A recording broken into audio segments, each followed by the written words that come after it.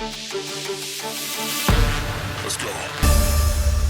Hey, what's up? It's Mr. Young. And it's foreign in the building. Fresh from Grapplemax Unity, we just walked over from Fuchao Building. You know what? Let's get our thoughts right out there. We're starting the podcast right here on the casting couch. Wait, hang on. The foreign couch. Dude, welcome to my crib, bro. Heck yeah. I want to know one thing though, bro.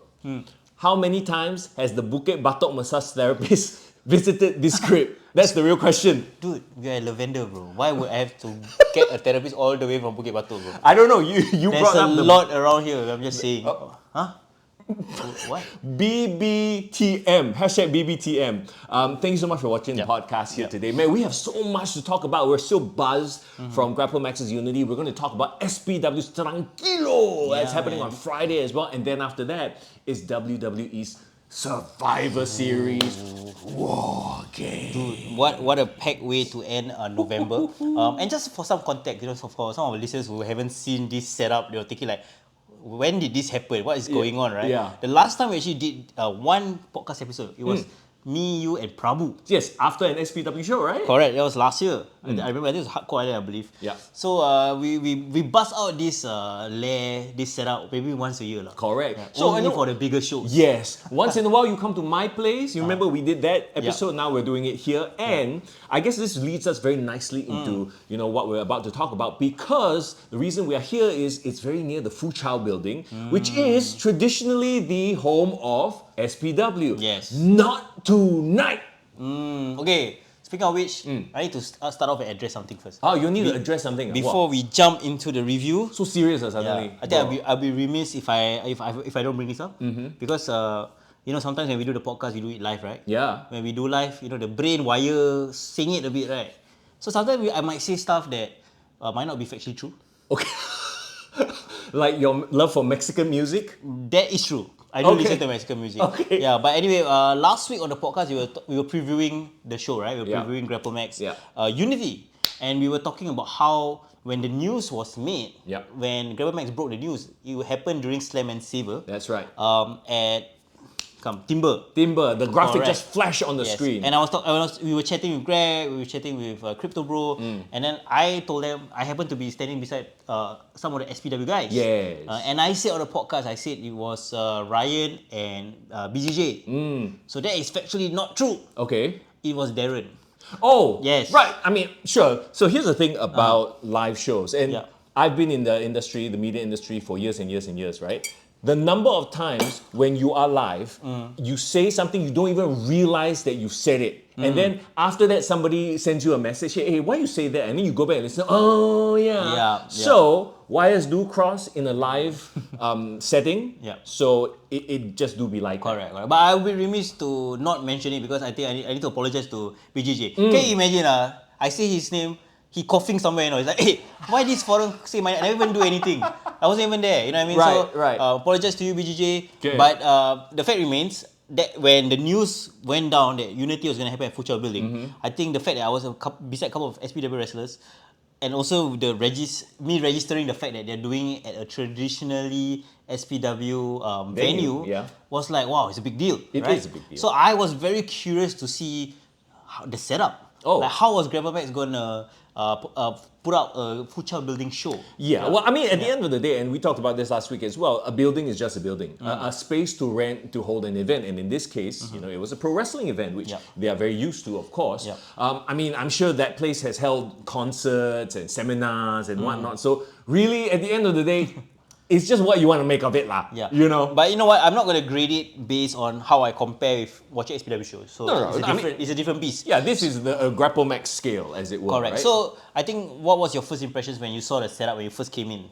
There's a sense of familiarity when you walk in. So I'm very used to this place, right? We go to SPW shows all the time. And then to see the Grapplemax logo, I think the first thing was like, okay, this feels surreal. Yeah.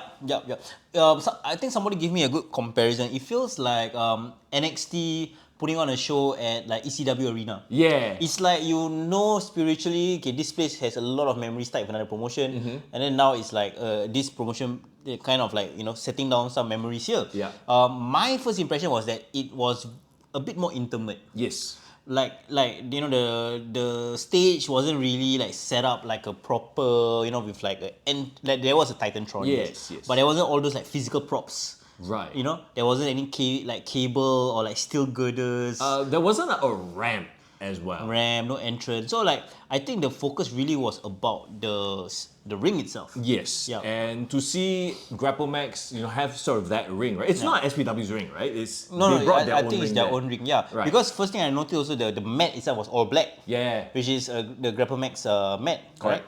correct? And I saw Dave, shout out to you, Dave, who I chatted briefly during intermission. Yeah. She was like, wow, why is the ring color different?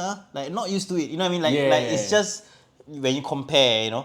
So I think those are the little things that made it different, made it a bit intimate. I think, okay, to me, the biggest difference was the vibe. And we talked about this before, like Grapplemax definitely has a more family-friendly vibe, from their shows, from the CCs and stuff like that. You're not going to see blood at a Grapplemax show, that sort of like family-friendly entertainment vibe, that was the first thing I felt. Yeah, you brought up a very good comparison. You said that it felt like a white collar boxing Yes. kind of environment, right? Yeah. I immediately got that feel as well. Everything was kind of well lit in the sense that everything was well set up. Everything was kind of like positioned interestingly. The sponsors were there. I saw like wrestling card space, Thunderwear, which will come into play later on that night. So it's just a vibe. Like I was trying to get used to the vibe, right? Yeah. So that was the first thing I noticed. Second thing I noticed was, dude, we finally stood and got seats on the third floor, bro. I know, right? Like for the number of times we've been to that building, we've never actually gotten seats on the top, and we finally got them. It's an interesting view. Like, of to watch wrestling, right? Yeah. We're watching wrestling from top down. look, we got a lot of really good footage, which we may or may not intersplice with this video right now. Yeah, but if you see our social media, like the footage was really, really nice. Some of those angles were really beautiful. Yeah, very aesthetic lah. So for us content creators, it's perfect, Yeah. right? So the view was interesting, and I was kind of excited to see how the Grapplemax format and the look and feel, which I'm so used to, like maybe in the smaller space with at Ubi or like in their other shows, CCs and all that. Yeah. How it's gonna translate in this space? Well, the space is big. Yes, that said though, I think because of the stories that they have told, because of the roller coaster ride that they have brought us on, talking about Grapplemax, I think the venue fit the occasion. It felt like a WrestleMania. And as we talk about the card, I think the more and more you'll realize that they sort of booked it kind of like, all right, this is a big hurrah for 2025. This is our WrestleMania. This is their 9th anniversary, so like a lot of storylines was culminating on this night. Yes. And also I think In big ways. the biggest thing they were trying to also convey to the audience is that they are putting on a show with like majority of them are just the local wrestlers. Yes. All these long-term storylines culminating, and whether they can sell out an arena, a building like Fuchao, purely with on the strength of their storylines. And kudos to them. And they talked about it last week as well. So I think a statement was made. And okay. don't you think so? Yeah, for sure. I mean, They stamped their, so they made their mark in this sort of pro wrestling scene here in Singapore. Correct. I'll give you another interesting comparison. And maybe it's the Garden, right? And we're talking about MSG, right? Yeah. Madison Square Garden. WWE, always putting on shows there. Yeah. One day, AEW is like, hey, I want to try to sell out the Garden as well. Yeah. Well, it's the Garden, right? But then what is the flavor that is brought in that is different because of the promotions? I think I think that's what makes it really, really interesting. And I think us as like observers of the local wrestling scene for almost a decade, Mr. Young. Yes. Holy crap! I think we appreciate the work it took for them to get to this stage in their in the company's history lah. Oh, absolutely. Yeah. And at the end of the day, the wrestling scene in Singapore, it's still growing. Yep. The beautiful thing about it is there are people who are out there grinding year round to just put on these shows and get it out there to the quote unquote the regular folk, the normies who don't come and listen to podcasts and read the cheats and are all about it. So kudos to everyone involved. Great job, And talking about local wrestling, like we talked about, this upcoming Friday, SPW, another show. Like when we first started this, right? We didn't really even like, I mean, I know you watched a couple of local wrestling shows. I knew it was there, but I was like, okay lah, whatever lah, you know, like what can it, got standard one man, and then now fast forward, how many years has it been that it's season 8 already, right? Yeah. And this year especially, there have been so many shows in some of the craziest venues. Got nightclub, got projector, RIP, got CCs, like holy crap, like what is in store for next year? I can't wait. Yeah, I mean, like, you know, WWE has of course gotten a bit more mainstream with Netflix and all that. I think it has exposed, you know, a dormant audience, you know, probably in Singapore who hasn't seen WWE. They're like, oh, now it's on Netflix, let me check it out. Yeah. But then more than that, like, dude, we've been seeing local wrestling content on Mothership, on like, you know, Straight Style, you know, sorry, what's the Chinese newspaper called? Zao Bao, yes, Wan correct. Bao, all those. You know what I mean? Like I think what we are trying to achieve here when we did the podcast, which is the same as our local wrestling promotions, is to make wrestling a mainstream, an accepted part of culture here in Singapore. Not a novelty, but like, okay, how can we bring it to the conversation in different ways? I mean, how cool would it be not just to have, you know, water cooler talk of Roman Reigns and Brock Lesnar facing off, but but like, you know, oh my God, what happened at Grapplemax last night? Like, how cool would that be? Yeah, we're literally reacting to what just happened at Grapplemax. Or like, Naito coming to Singapore, oh my God, you know, like that is that sort of that is that culture that we want here in Singapore. So we've been like showing our excitement, preambling to all that. Let's jump into tonight's show. Yeah, Grapplemax Unity, and they talked about it, how they just wanted to sort of go out there and say, look, us OGs, the co-founders, we are out there opening the show, not in the main event. We want to sort of welcome everybody and also show everybody that, hey, we have new stars out there at the main event. I don't know whether you guys can see on the screen, but like, you know, the amount of like effort that I did to write notes. Bro, he shook Sindiri only, like nobody else is going to see this. That's why he's showing you guys right now, because it's like he got his notes, right, and then he has a screenshot. Star ratings, bro. Like. Okay. To show that, you know, when people ask like, why is Farah always on the phone at wrestling shows? No, I'm not playing the phone, bro. I'm writing notes, I'm reviewing the show, and I'm putting star ratings. Come on, bro. Dude. Put that shit on Patreon. Okay, come. Okay. Let's talk about Dave and LFG versus Greg, Kelvin, and Christian opening the show. Yeah. You know how I liken this match too, bro? Sorry, very quickly, because I do want to mention, big shout out to the pre-show wrestlers. We didn't catch it because we got there by like 7:30 like that. Yep. I'm sure you guys tore the house down. Yes, correct. Shout out to you guys. I am sorry that we're not going to be reviewing what you guys did. But yeah, we're talking about the main card. Yep. Like I mentioned, this 6-man tag reminded me of what now, bro? What? John Cena's last match on Raw. Cena and Sheamus and Rey Mysterio against Judgment Day. Yeah. I think, okay, we talk about it as well. On the last podcast, this is almost like a hurrah for like the OGs of Grapplemax, right? Like Cal, you know, Crypto Bro, Greg, Dave, you know, Christian, who's been there for a while already, and of course the newcomer Kelvin. Like I just felt like this was such a great opener because everyone like is solid all around. Everyone, you know, is very well established in Grapplemax, and they didn't have to try to prove themselves. It was really more about, you know, bringing the crowd hype up to kick off the show. And you know, and I said this several times, right? I literally turned to you because the crowd was reacting like this is awesome chance and like cheering. In the first match. I literally turned to Four and said, it's a drop kick.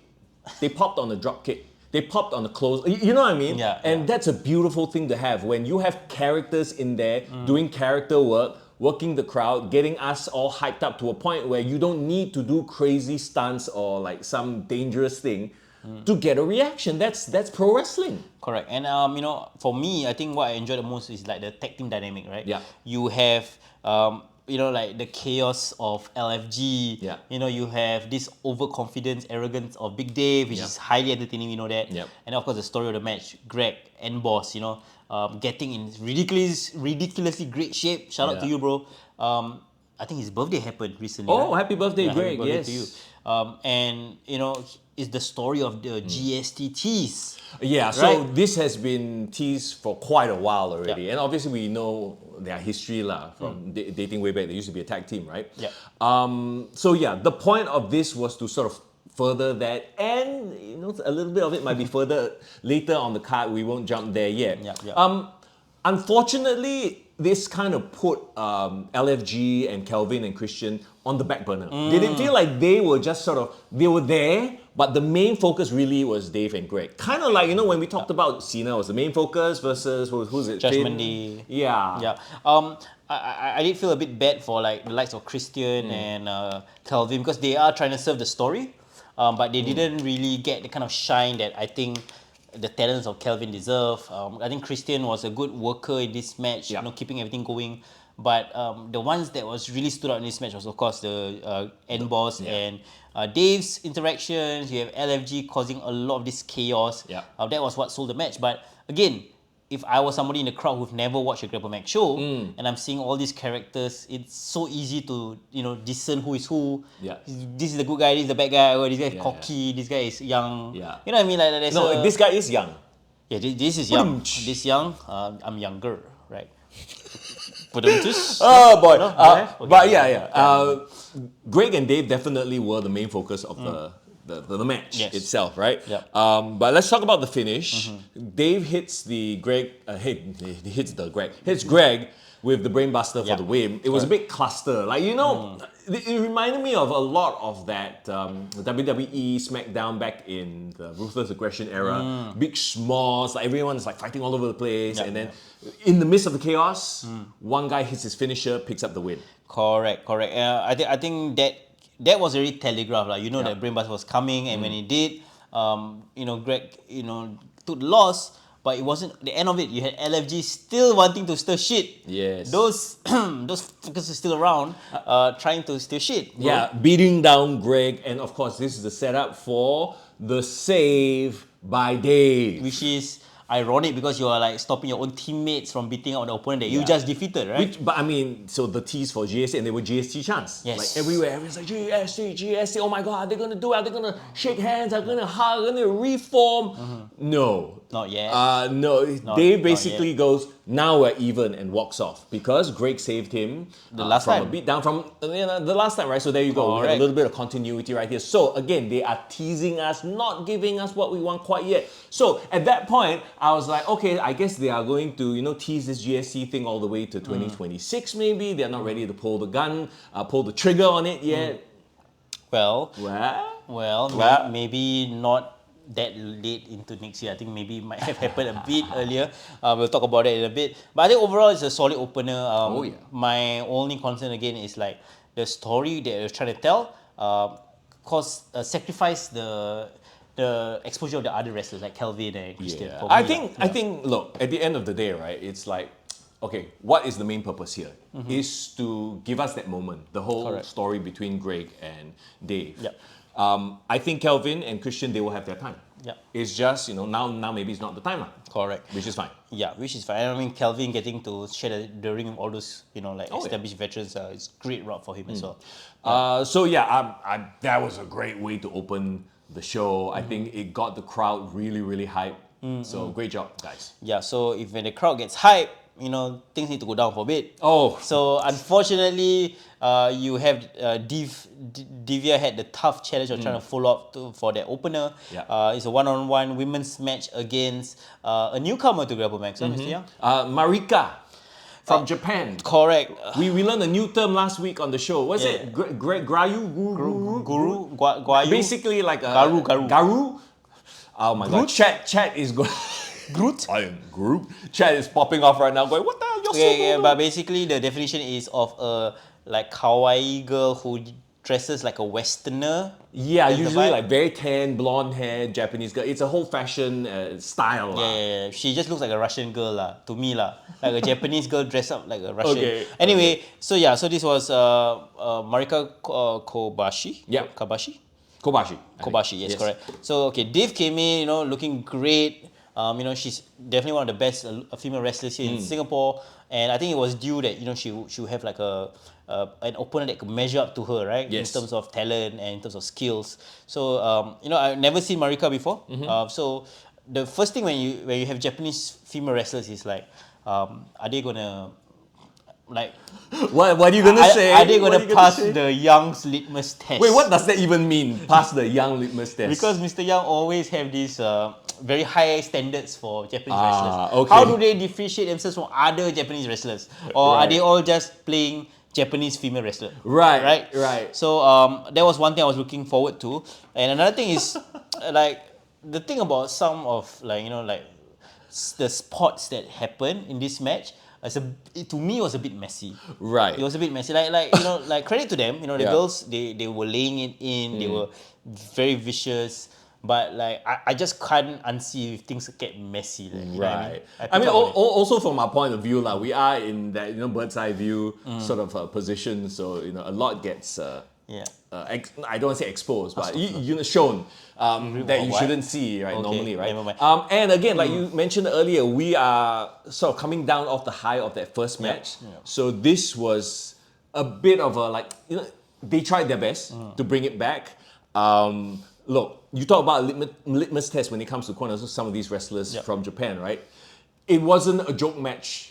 And that is what I appreciated. Because a lot of times we've seen before when they get certain wrestlers from Japan to come down and then... Now, I'm not saying Grapplemax or anybody in particular, but it's happened, right? The match turns out to be some kawaii, silly nonsense. No, this was a hard-hitting wrestling match. It wasn't a, one of my favorite anime match. One of my favorite moments. Anime match is a good analogy. One of my favorite moments was when Marika did a dive to the outside, and the whole time I was watching, right, I saw Mingray, Radiant Ray, I saw Sarah was like begging the people sitting at the front to move, please move. Please. They're gonna die. And then I think maybe the people in the front row, maybe their first time watching a wrestling show. They're like, should I move? Why move?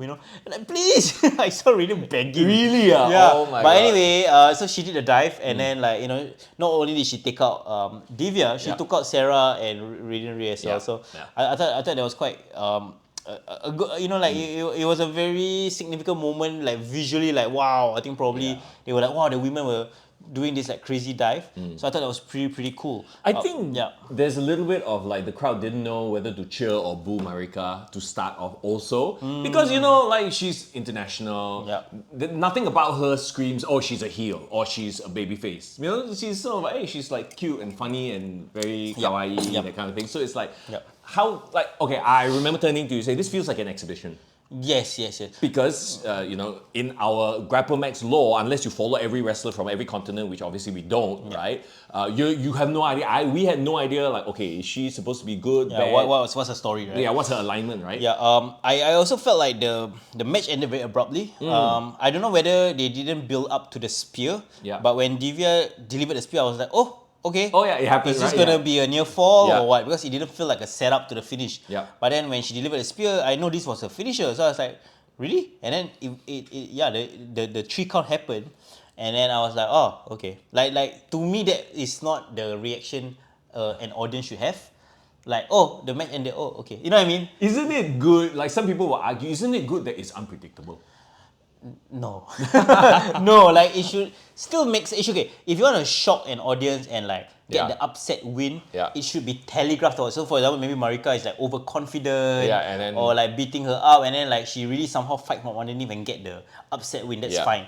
But the spear wasn't like set up like, oh, she's building up towards the spear and she did the spear and she win. It just like, it was a sequence of move and then suddenly the spear came in and that's it. So that was my only gripe with this match. That's why I couldn't grade it higher than like the first match. But that is in no way an indictment on Divya's talent. Sometimes you are great wrestlers, but then you might not have the best match. Like I think we've heard so many stories where Chris Benoit and Eddie are so hard on themselves. They might have had a decent match, but to their own standards, they're like, nah, it could be better. Right. Yeah. So maybe I'm holding Divya to a higher standard because I think I've seen better matches from her. Could be a one-off thing because Marika and her, maybe they never wrestled before, so the chemistry was just trying to find themselves. I enjoyed the match for what it was. Decent women's wrestling match, but I've seen better, that's all. Oh, okay. There you go. That is absolutely valid. Absolutely fair. All right, moving on is the Thunderwear match. Mr. Young, highly anticipated match. Really, after seeing the promos, right? Yes, I love the promos. It was hilarious. So D versus Jin Kai, fighting. let's not forget, the special guest referee is Luigi. Luigi From Thunder. He's the boss, right? boss of Thunderwear Asia. Dude, so I've heard a lot of stories about Luigi. I think we first met him at Slam and Saver. We've reached out and talked to him on DMs as well.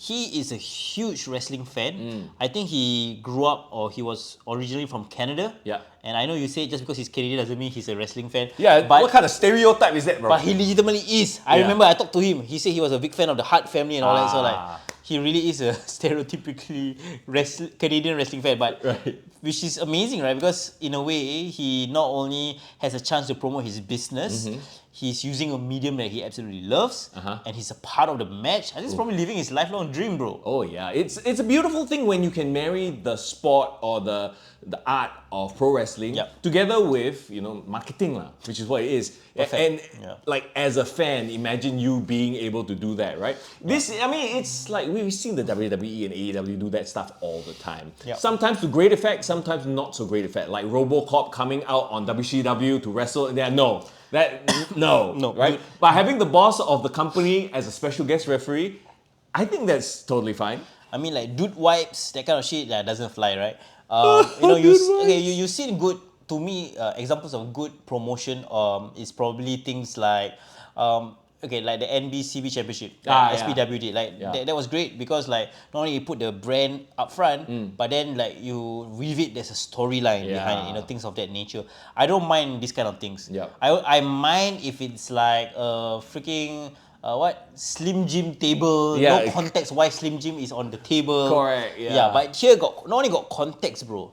They literally wrestle in their Thunderwear, bro. Okay, so first of all, they got the perfect people to do it. I mean, the D in underwear, I mean, jeez, right? And then it writes itself. For the ladies, Jin Kai, I mean, right? I mean, why are you saying just the ladies? Oh, and whatever, some guys as well, if you're into that kind of stuff, right? My only thing was like looking at the poster. Remember, I've been very high on Jordan/Jin Kai for the longest time, really, right? I'm like, okay, when is his I thought this was going to be like a new gimmick because his mugshot, his promo photo changed. He's like wearing a suit and everything. Like, oh my god, is he going full Saja Boy on us? Boy, some K-pop guy, and then he comes out like his regular stuff. I'm like, oh, I was a little bit disappointed in that. Not really regular. It was just the okay. So he comes out in his black pants, track pants at first, right? And they're in the ring, and so wait. I'm already wearing the Thunderwear, and then he pulls his pants off. He's stripped to his Thunderwear, essentially. That's what he did. Okay, so when that happened, right? I realized something, bro. What's that? Grapplemax really is encapsulating their motto, which is everyone is welcome. Okay. So the previous match, you had two beautiful ladies. Doing their thing. And now we have two chiseled men showing their thing. Showing the D. So, you know what I mean? So it's like, I think it's equality right there. Sure. If they go in, they're like, hey, why always only the women are like, being portrayed as, this like attractive. We got some, some long johns, you know what I mean? Some long john silver, bro. What the fuck? The bananas are hanging today. So so to match Jin Kai's Thunderwear outfit, D also. See, here's the funny, and this is I guess the swerve, right? The bluff. D came out in his wrestling trunks. So you assume he's gonna just wrestle in his wrestling trunks. No, bro. Jin Kai takes off his pants. There's the Thunderwear. D was like, okay. He pulls down his trunks, and he also got the Thunderwear on with banana print on it. I have not seen such stripping in a match since my bra and panties. Since your viewing days. Oh, okay. You never let me complete my sentence, bro. I'm like, you had a Brian Panties match? Shit. We need the footage. Remember we asked Greg and Crypto Bro, are they going to wrestle in that? Apparently, yes. There you go. That's what they did. And again, like you say, you have the underwear, and I felt it before. Not yours. Please don't pull your underwear out. Oh my god, nobody wants to see that. Never mind. Okay, yeah, sure. I just wanted to prove that I am currently wearing Thunderwear. So shut up. They are loud. They are bright. But they are also very comfortable and thin, right? Yes, it's for your junk to breathe, as it were. Correct. So, if you'd like to sponsor the podcast, actually, Thunderwear, talk to us. Talk to us. Yeah. I was like, oh my god, are they going to wrestle in Thunderwear? And apparently I don't know if they like wore a cap or extra thong inside just to protect in case the junk slip out or cannot lah, Oh, is that why it looked a bit longer? The pants, the thunderwear. The length of the banana. I think it's because it was you talking about the print, the banana banana print. design, The yes, design, yeah, on because it D. was stretched out. That's why it Yes, looks correct. longer than usual. Correct. Speaking of which, they look like they were about to steal the thunder, if you know what I mean. No pun intended, you know. With Okay. those, Let's anyway. let's talk about the match. Yeah, this is exactly what I wrote on my notes. Lots of underwear related move sets, from wedgies to low blows. Wow. Lots of like What do you expect? nether region related Yeah. strategies. You know? Yeah. Okay. yeah. So if you're looking for a catch as catch can match, this is not it. Right? Okay. If you're looking for Eddie Guerrero versus Chris Benoit or Kurt Angle, this is not it. But you know what? I think they did a heck of a job. And it reminded me of D is one of those guys. Like, you don't see him around much anymore because, he's on and off, right? In terms of wrestling. But every time he's in there, he brings it. Yeah. Am I correct to say that he's actually one of the first Malaysian wrestlers out there? Yeah. I do believe so. And, he's out there entertaining the crowd, first of all. Yeah. But, because he's so entertaining, you kind of forget that actually he's one of the most fundamentally sound wrestlers they have as well. And, I know I kept telling him, say, hey, Jin Kai is the guy lah. He has his aggression, right? And when I say aggression, I mean like when he does his moves, when he does his strikes, he utilizes a lot of strikes. They look great. He looks like he means to. Like sometimes when people throw strikes, it's like they are very scared. Like I've always said this, right? Strikes are very hard to do unless you're very good at them because they can look like they completely whiff. And it looks like shit. But Jin Kai's shit looks great. I'm like, I want to see big things. Not talking about his underwear. Big things from Jin Kai in 2026. I just feel like this match, it's kind of like him trying to prove that, I want to be taken seriously, even in the context of this type of stipulation. I think that they did it. On purpose. I think they did it on purpose. I think they pulled it off. Not talking about their thunderwear again. I think they pulled the match off. They pulled it off. Fucking hell, bro. Anyway, A+ marketing all around. A+ match, bro. I was sports entertained. If you are looking to be sports entertained, I think this match sports entertained us. So D wins with a pedigree-like move. And of course, the winner gets a lifetime supply of underwear. So post-match, Jin Kai wasn't happy that he couldn't get a lifetime supply. So he did try to attack the D. But of course, you have Luigi. He was stopped by Luigi with a bag full of underwear to the head. Dude, not only was the effect great, right? Visually, like you saw the underwear all flying out, the package. From the back. From the back. Wait, whose package flew out? From the duffel bag. And I was like, wow, this is just great. I wish they threw some of it to the crowd. I thought they were going to do that. Yeah. You know what? Fun, very inoffensive match, I would say. So far, you have 3 very different type of matches to the card. And then the next match is also a very different type of match. Yeah, we talked about taking things to the next level as well. Anything else you want to add in before we jump to the next match? No, not really. I can't wait to talk about the next match. Actually. All right, Heaven and Earth versus Arcade Violence. This is for the ICW tag titles. Just to be clear, ICW, Insane Championship Wrestling, Scotland's top wrestling promotion. Yes. Produced the likes of Drew McIntyre, Moustache Mountain, Wolfgang wrestled there, and most recently Grapplemax own Kelvin trained there. So I'm not sure whether it was through Kelvin that this connection was made, but dude, we were blessed because we actually had the ICW Tag Team Champions themselves, Arcade Violence, fly all the way from Scotland to here in Singapore to defend their titles, bro. I mean, what an opportunity for Heaven and Earth, right? Oh yeah, and I mean this match. Okay, when I say that this match is so classic in the way it's set up, I don't mean that as a bad thing. I mean that as in it makes for entertaining viewing. You have one member of Arcade Violence, he's like the big horse guy. Brody Turnbull. Brody Turnbull, right? What a name, by the way. Yeah, he's the powerhouse. Then you have the more like tactician fella. The other guy's name is Jake Lawless. Jake Lawless, right? And then of course you have Lavin, who is more of a tactician as well, a ground-based wrestler. And you have Simon, who's just like fight.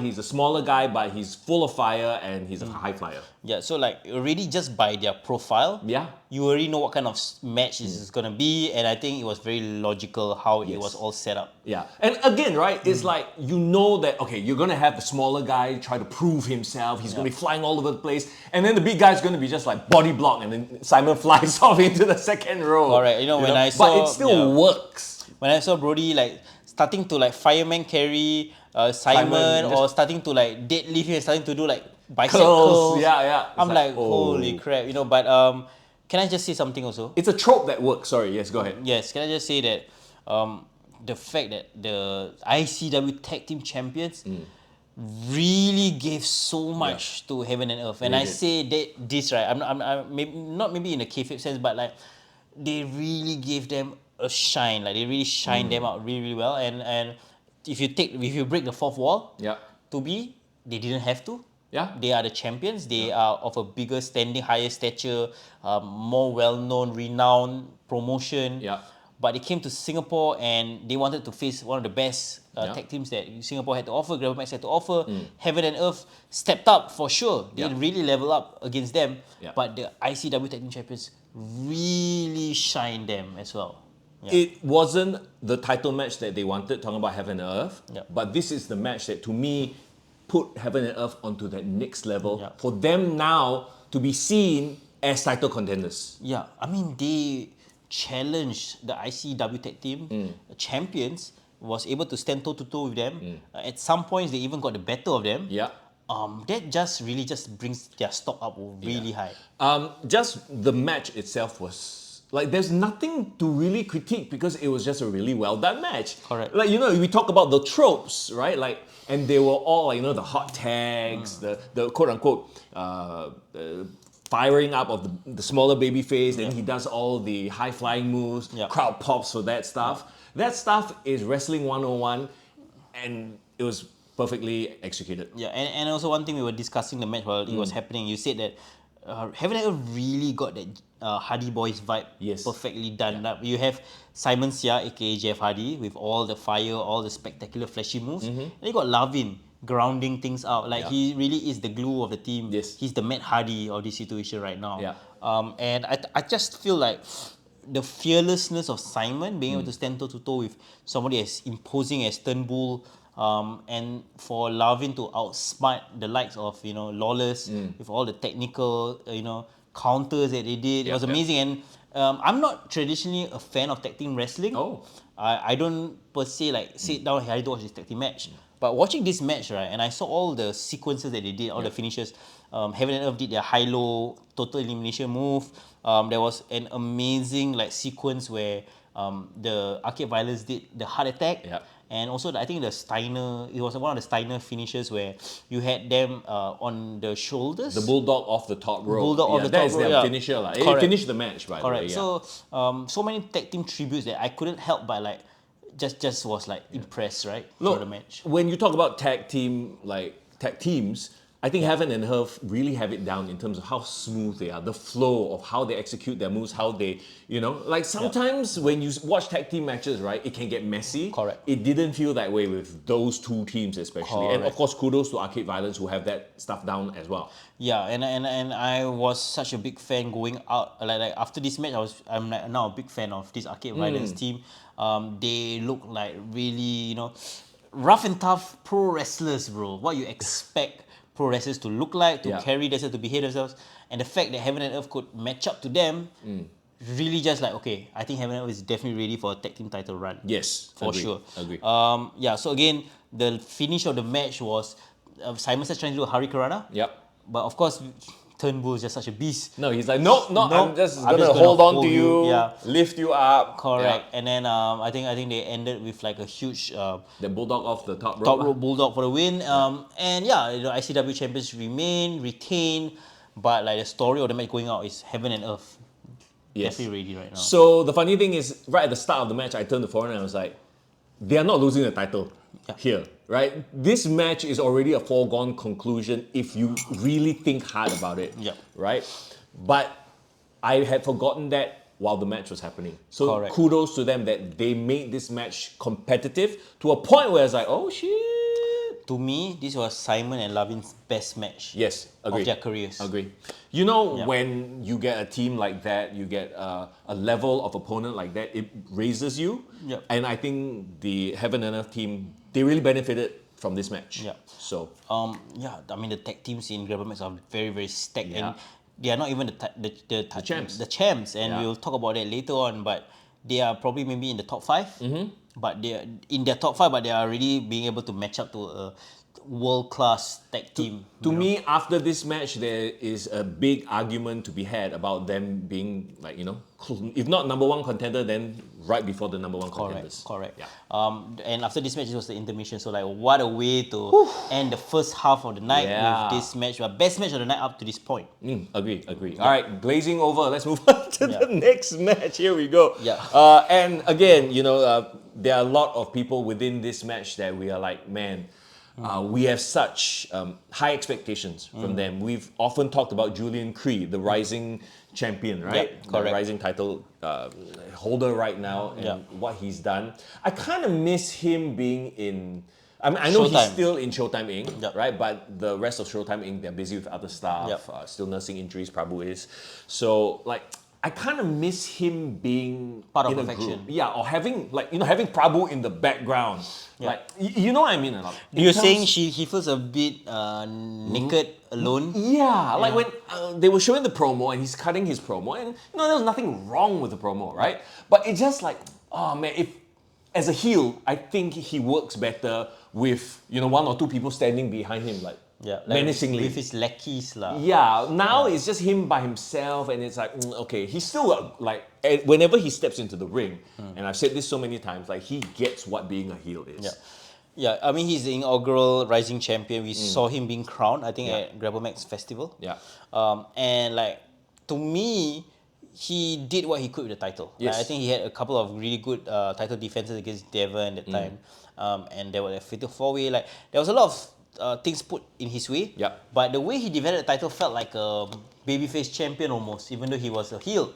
So like, I did not hate him more as a champion. Like, as a heel, if he was a heel champion, you would be like, fuck, I need him to lose his title. Yeah. But I was happy he had the title, and like, I just didn't mind him having the title for a while. I think what it is, he's one of those cases where people are starting to like him. Even though he's a dastardly heel, he does dastardly heel things. Yep. Because of his character, like how he performs, Yep. and people are actually starting to like him. Yep, Which maybe. is, I think, the issue, quote unquote, Correct.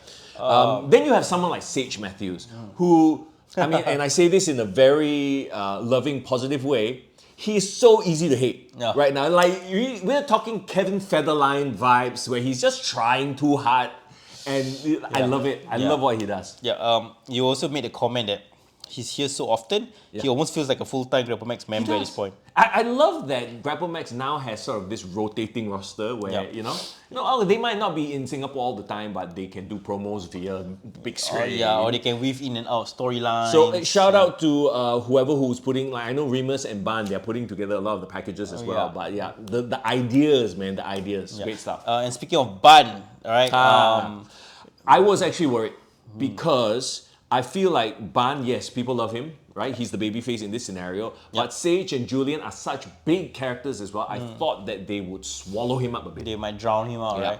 But I've been following Bun's career for the longest time. I remember very, very early on in the podcast, I said something about like, he just needs to develop a personality, and he did it. He turned heel. Broken Back was a great tag team that ran roughshod last year. And when that had its natural conclusion and he moved away from Dave and his rivalry, then I think the fans started to like cheer for Bun. Yes. And I in my head, I'm thinking to myself like, wow, okay, now he's back as a babyface, but he has this layer of like aura about him thanks to his heel run. Yeah. And like, it's almost like the fans started to respect him. He gives off what, bro? What? Ricky the Dragon Steamboat levels of like babyface energy right now. Agree. Yeah. And he was so good in this match. I think what really made this match work, right, was that all three laid it in. Yes. Like, you had Julian, who is like, his strikes are super snug. You had Sage, who brings another level of talent and expertise.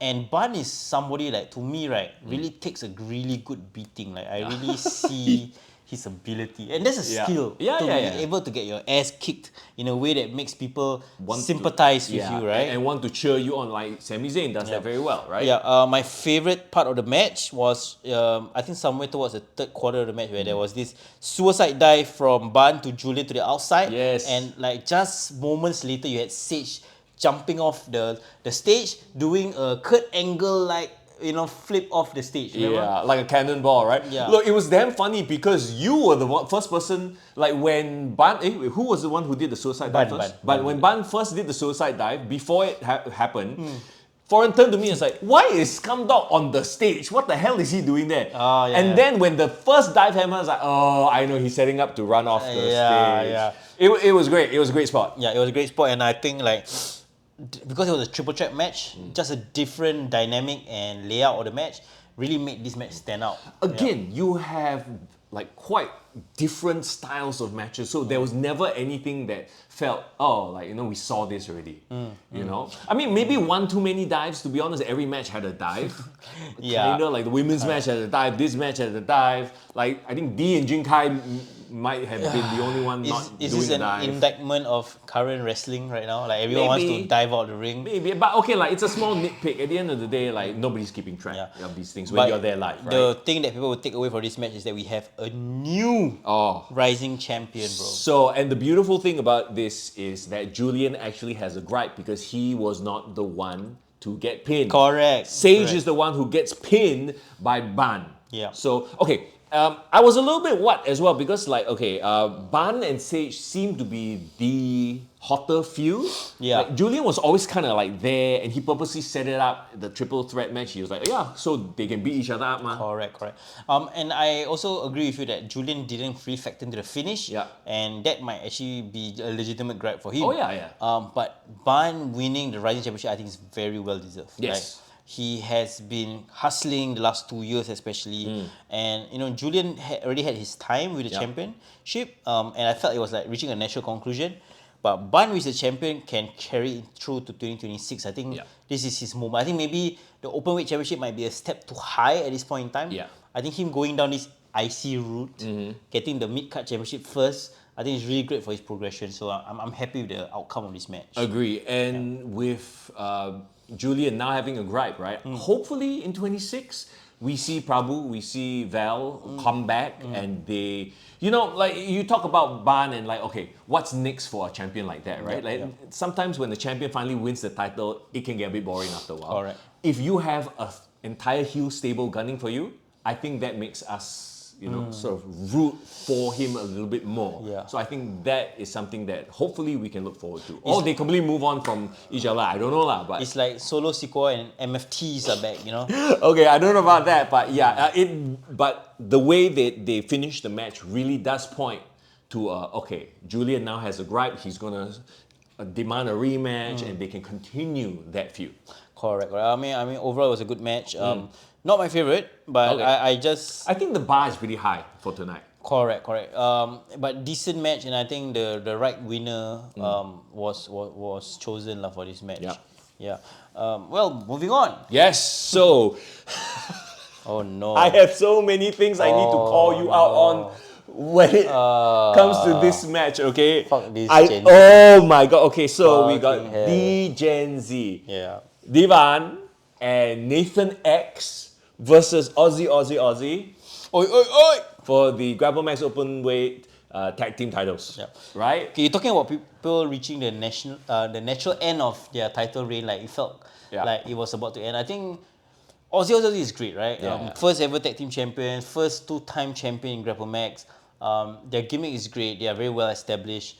But I feel like it reaches a certain point where like we've seen them as champions for a while. Right? Yeah. And was this the night that Grapplemax is gonna be brave and have the balls to pull the trigger on something unknown? Yeah. Well, the balls and also the faith. The faith in Divan and Nathan X. Yeah, I mean, okay, we saw them coming through NWE, right? Both baby faces, both have this hunger. Yeah. And then these fuckers turn heel, right? They turn heel on the last show from Grapplemax. And then in my head, I'm thinking to myself, okay, fine. fine, they turn heel. I think they definitely can showcase their personality. Yeah. And then they came out with their name. They call themselves D-Gen Z. These fuckers weren't even born when DX was running the show.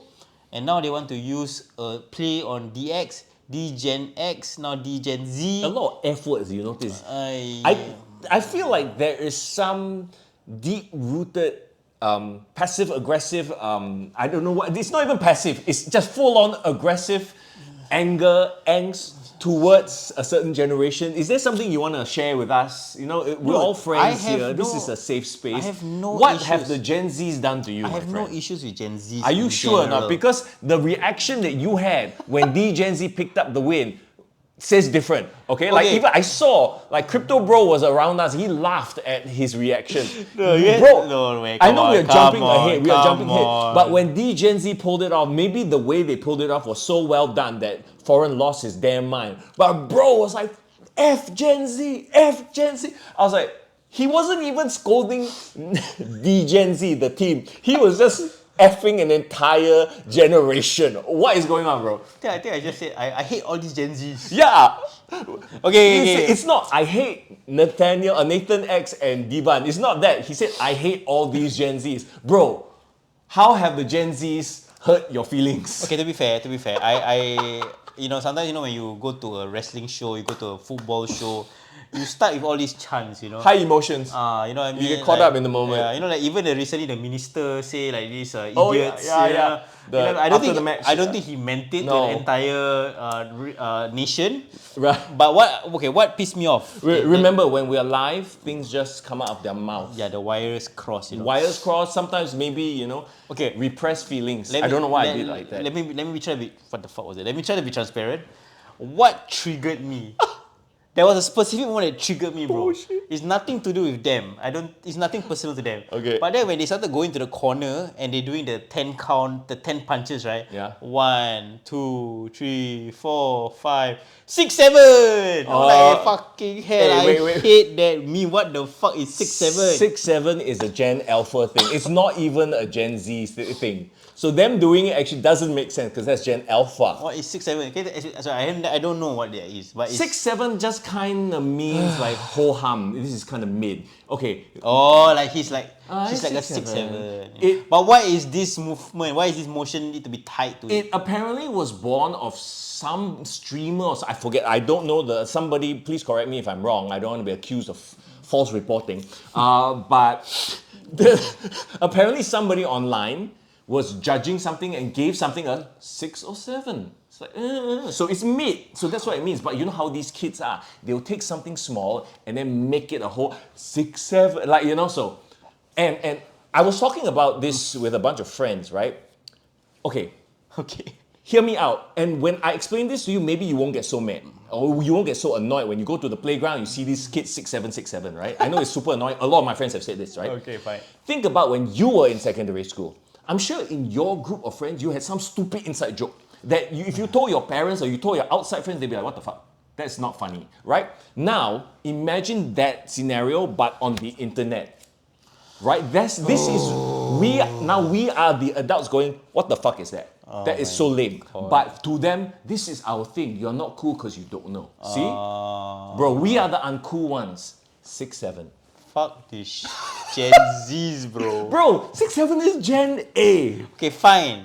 Okay, but you know what? I actually write some nice stuff about them as well, okay? Hear me out. So I said that these damn 6, 7 kids just want a title. Shockers.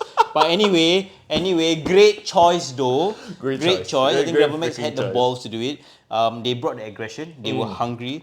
They attacked like a pack of dogs. They shook the ref. They even got the crowd to hate on the ref because, you know, he just got fooled. And there was this one spot I thought was brilliant, right? Excuse me, Nish. Are you Gen Z too? You look like a young man. He might be Gen Z. I think there's something to that. Dude, are you officially still a millennial or are you a Gen X? I'm a Zillennial, so I'm in between X and millennial. But why Zillennial? Zillennial is Gen Z and millennial. No, that's X. They combine X and millennial, so it's like XEM and however you spell it. Okay, never mind. Yeah, so you're in between. Anyway, yeah. So you're like between Chris Jericho's era and like the one below it. Sure. Roman Reigns, I think, is a early millennial. Early millennial. Okay. Yeah. Anyway, that's not the point. The point I'm trying to make is Like there was this one spot that was really, really good. I think they even taped Sean to the side of the ring post. Masking tape. Don't know where they found it. Probably under the ring. Correct. They did the whole masking thing spot to kind of like build up the anticipation for the 2 count that they broke up. Yeah. While that was happening, they also exposed the turnbuckle and that came into play in the end. So the turnbuckle exposing was like way, like, nearer to the middle of the match. Yep. And it wouldn't come into play. You know how these spots are. Like when you watch WWE, right? Then somebody set a table and then only like after 15 minutes, then somebody goes through the table. It was something like that, right? But I love it. Yeah, Love it. I think the whole misdirection of like setting up that and then like going to do a whole bunch of other spots and then that finally come into play. Yeah. I was like, oh shit, this thing happened. I remember it. Oh no, Yeah. it's just gonna play into the finish. And they did, And because they did. YC8, the exposed turnbuckle. I don't know what their finisher is called, DGNZ. It did look like a version of the heart attack, but with the Thumbi, Thumbi chokeslam spike thing. into. So Yeah. that was pretty cool. Maybe cool, they'll call pretty it the cool. 6-7. I think that's a great name Oh, for the finisher. fucking The 6-7. no, Even no. though it's a Gen Alpha term, do it. Dude, if you guys do that, I will fucking hate you guys. Oh my god. I will call you the mid The- champions. The repressed hate is real, guys. Bro, his reaction. I wish I filmed you down. Anyway. Don't worry, it's nothing personal. It's just, they just triggered me. Good heels do that. Good Yeah. heels are supposed to make you feel a certain way. Correct. Hate and anger apparently is that. So kudos to you, Nathan. I can't. I keep wanting to call him Nathaniel because that's what he used to be, right? No, Nathan X and Divan. Congrats to both of you guys. I think the fact that you guys got this spot, won the tag team titles, second last match on the card, that speaks a lot to your talent and the faith that the Grapplemax team have on you guys. So congratulations.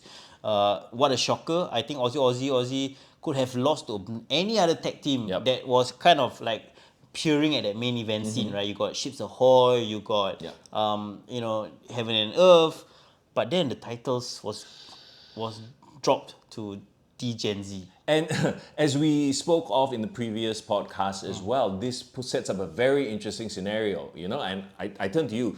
Are we going to see a 1-year chase for SPD? Because how cool would it be to have DGenZ, the faction with Hotshot, all of them holding the titles? I think that would be an exciting year of like heels just having a stranglehold over the promotion, right? So there's like 2 layers to this storytelling in that, okay, now you have this question.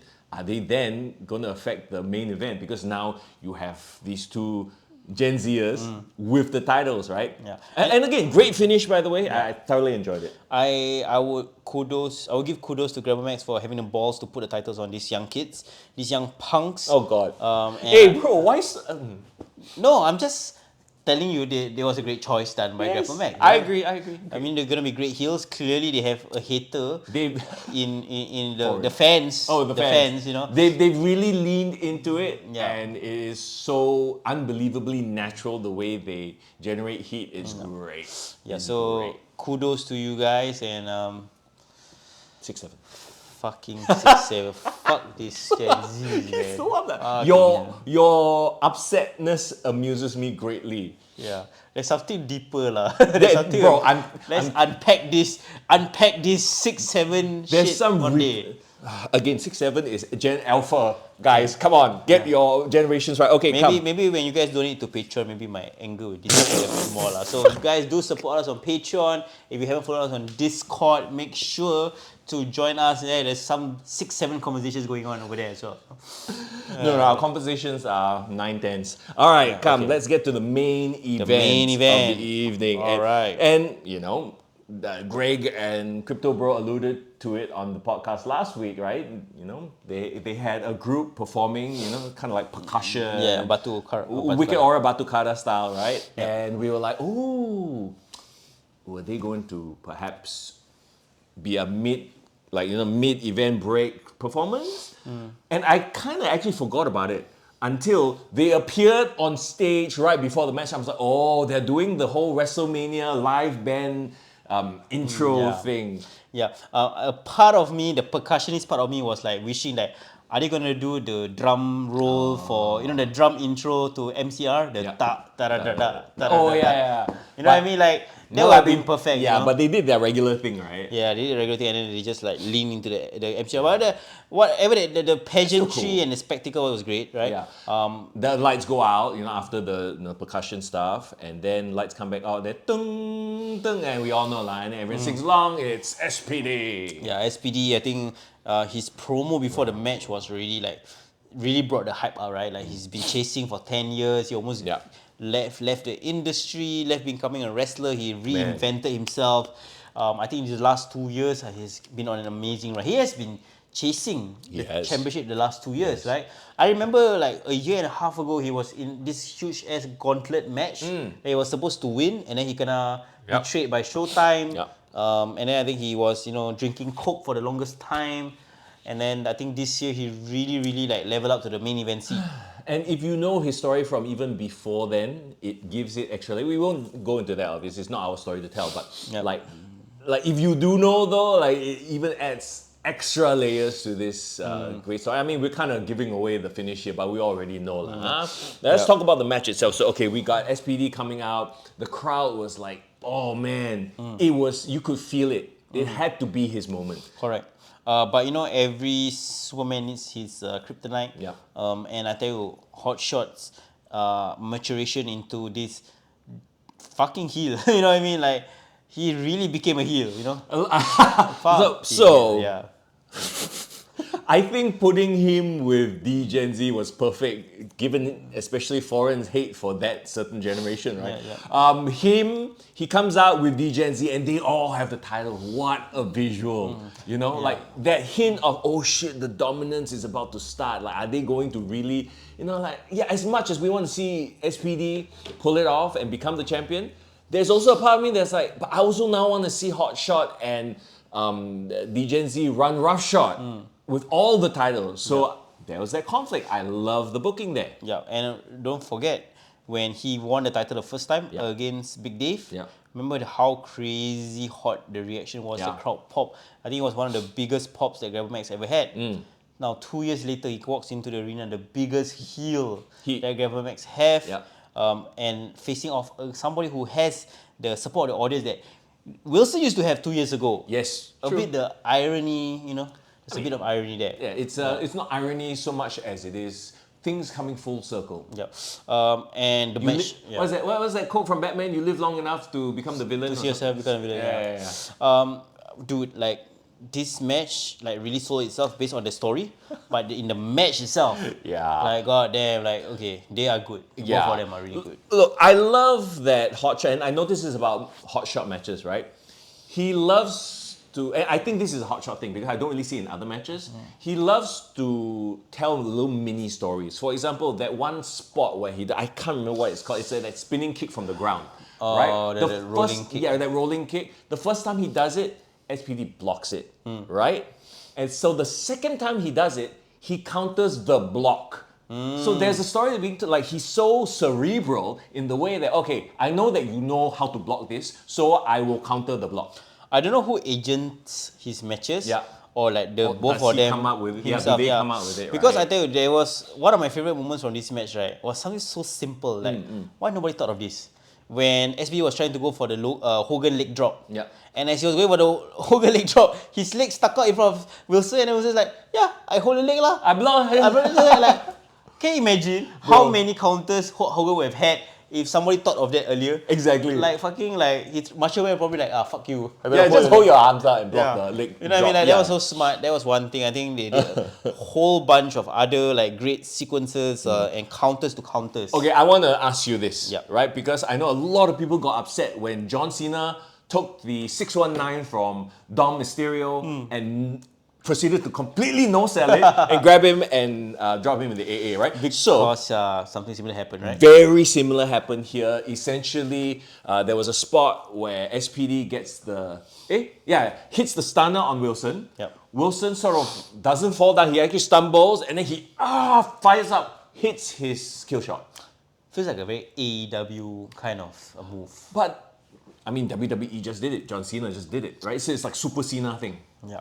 What do you think of that? I would say in the right scenario, in the right moment, when the stakes on the line, maybe I can explain it away by saying like, oh, the adrenaline kicked in. Yeah. And like, you know, when you kena, you know like how like in those movies when they shot the person, Yeah. and then the person is like, oh, I'm gonna die. Like the adrenaline rush. But then before I die, I'm like, I kill everyone at the same time. You know, do you watch Lord of the Rings or not? Yeah, of course. Boromir, bro. Oh, okay. Remember Boromir kena arrow. He's still fighting to save the hobbits. Sure. Yeah, it's the adrenaline rush of Yeah. being hit. Correct. Eventually he will die lah. But So what you're saying is, if you do it once in a while with the high stakes, it's okay. But if you do it every single match, then okay, like it's just overdone. no lah. If it's a fucking on a fucking velocity or a level up, then no lah. Like don't do that shit. I think for the context of this match, the fact is so high stakes. Him delivering the RKO right after taking the stunner, I think was a pop moment lah. Yeah, it definitely popped the crowd, alright? Yep. And then after that was the ref bump moment. I don't think I've ever heard a crowd cheer or boo Sufyan that much. Oh, what was it? Wake up Sufyan or whatever. Wake up Sufyan. Okay, right. Anyway, so huge ref bump, and we're like, oh, what's going on? Because so this is like the second half. So the first half was Infinity War. The second half, you know where we're going with this, is the endgame moment, right? So this was the Grapplemax endgame moment, bro. Okay, so here we go.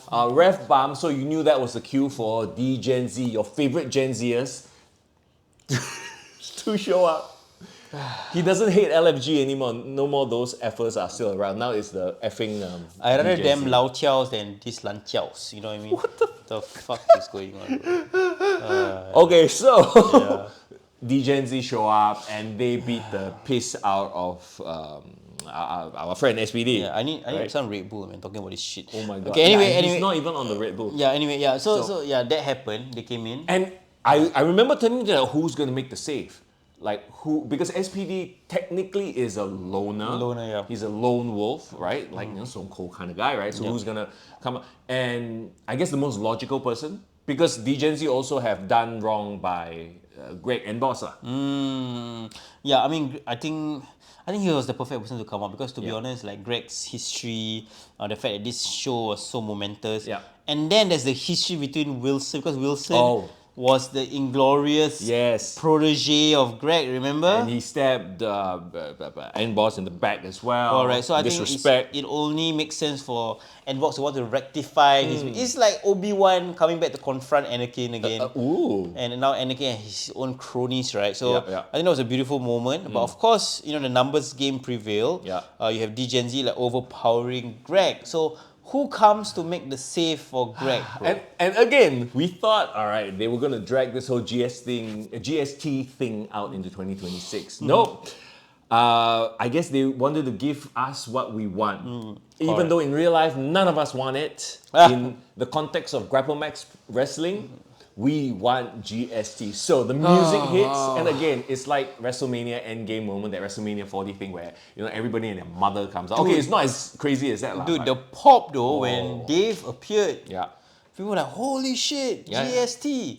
And like, you know, he came in, he cleared the ring, he defended Greg, and then they had that beautiful hug. Yeah, they didn't just shake hands, they hugged. You know, they hit their finishers, the Brainbuster and the... Tiger Driver, I guess.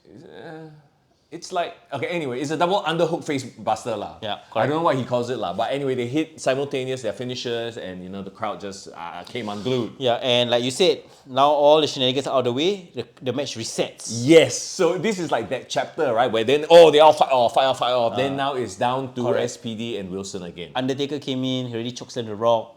Everything's out of the window. Yeah. And like, to me, that last sequence where it was essentially, I think it was like a roll-up, there was a reverse hook. There was a title shot that Wilson delivered to SPD.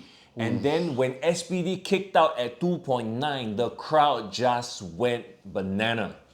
Yeah, it was so, because it looked so brutal. Yeah. And we heard it like, pop! No, yeah, and like Sufyan finally got up. Like, this is the moment, right? And we're conditioned to know that, I'm gonna hit title shot, confirm, that's it, bro, that's it. And then the pop for SPD, I think that moment, I feel, made the end of the match that much more special. For that 1-2 seconds, you really think that they would have done it? Yes. I thought that was it. I thought that, oh my God, Wilson's just going to carry on with the title and they're going to do the whole the Gen Z dominates Grapplemax thing. So great finish, I thought. So he hits him with the bell, blah, blah, blah. That didn't finish the match. What did finish the match was the stunner 1, 2, 3.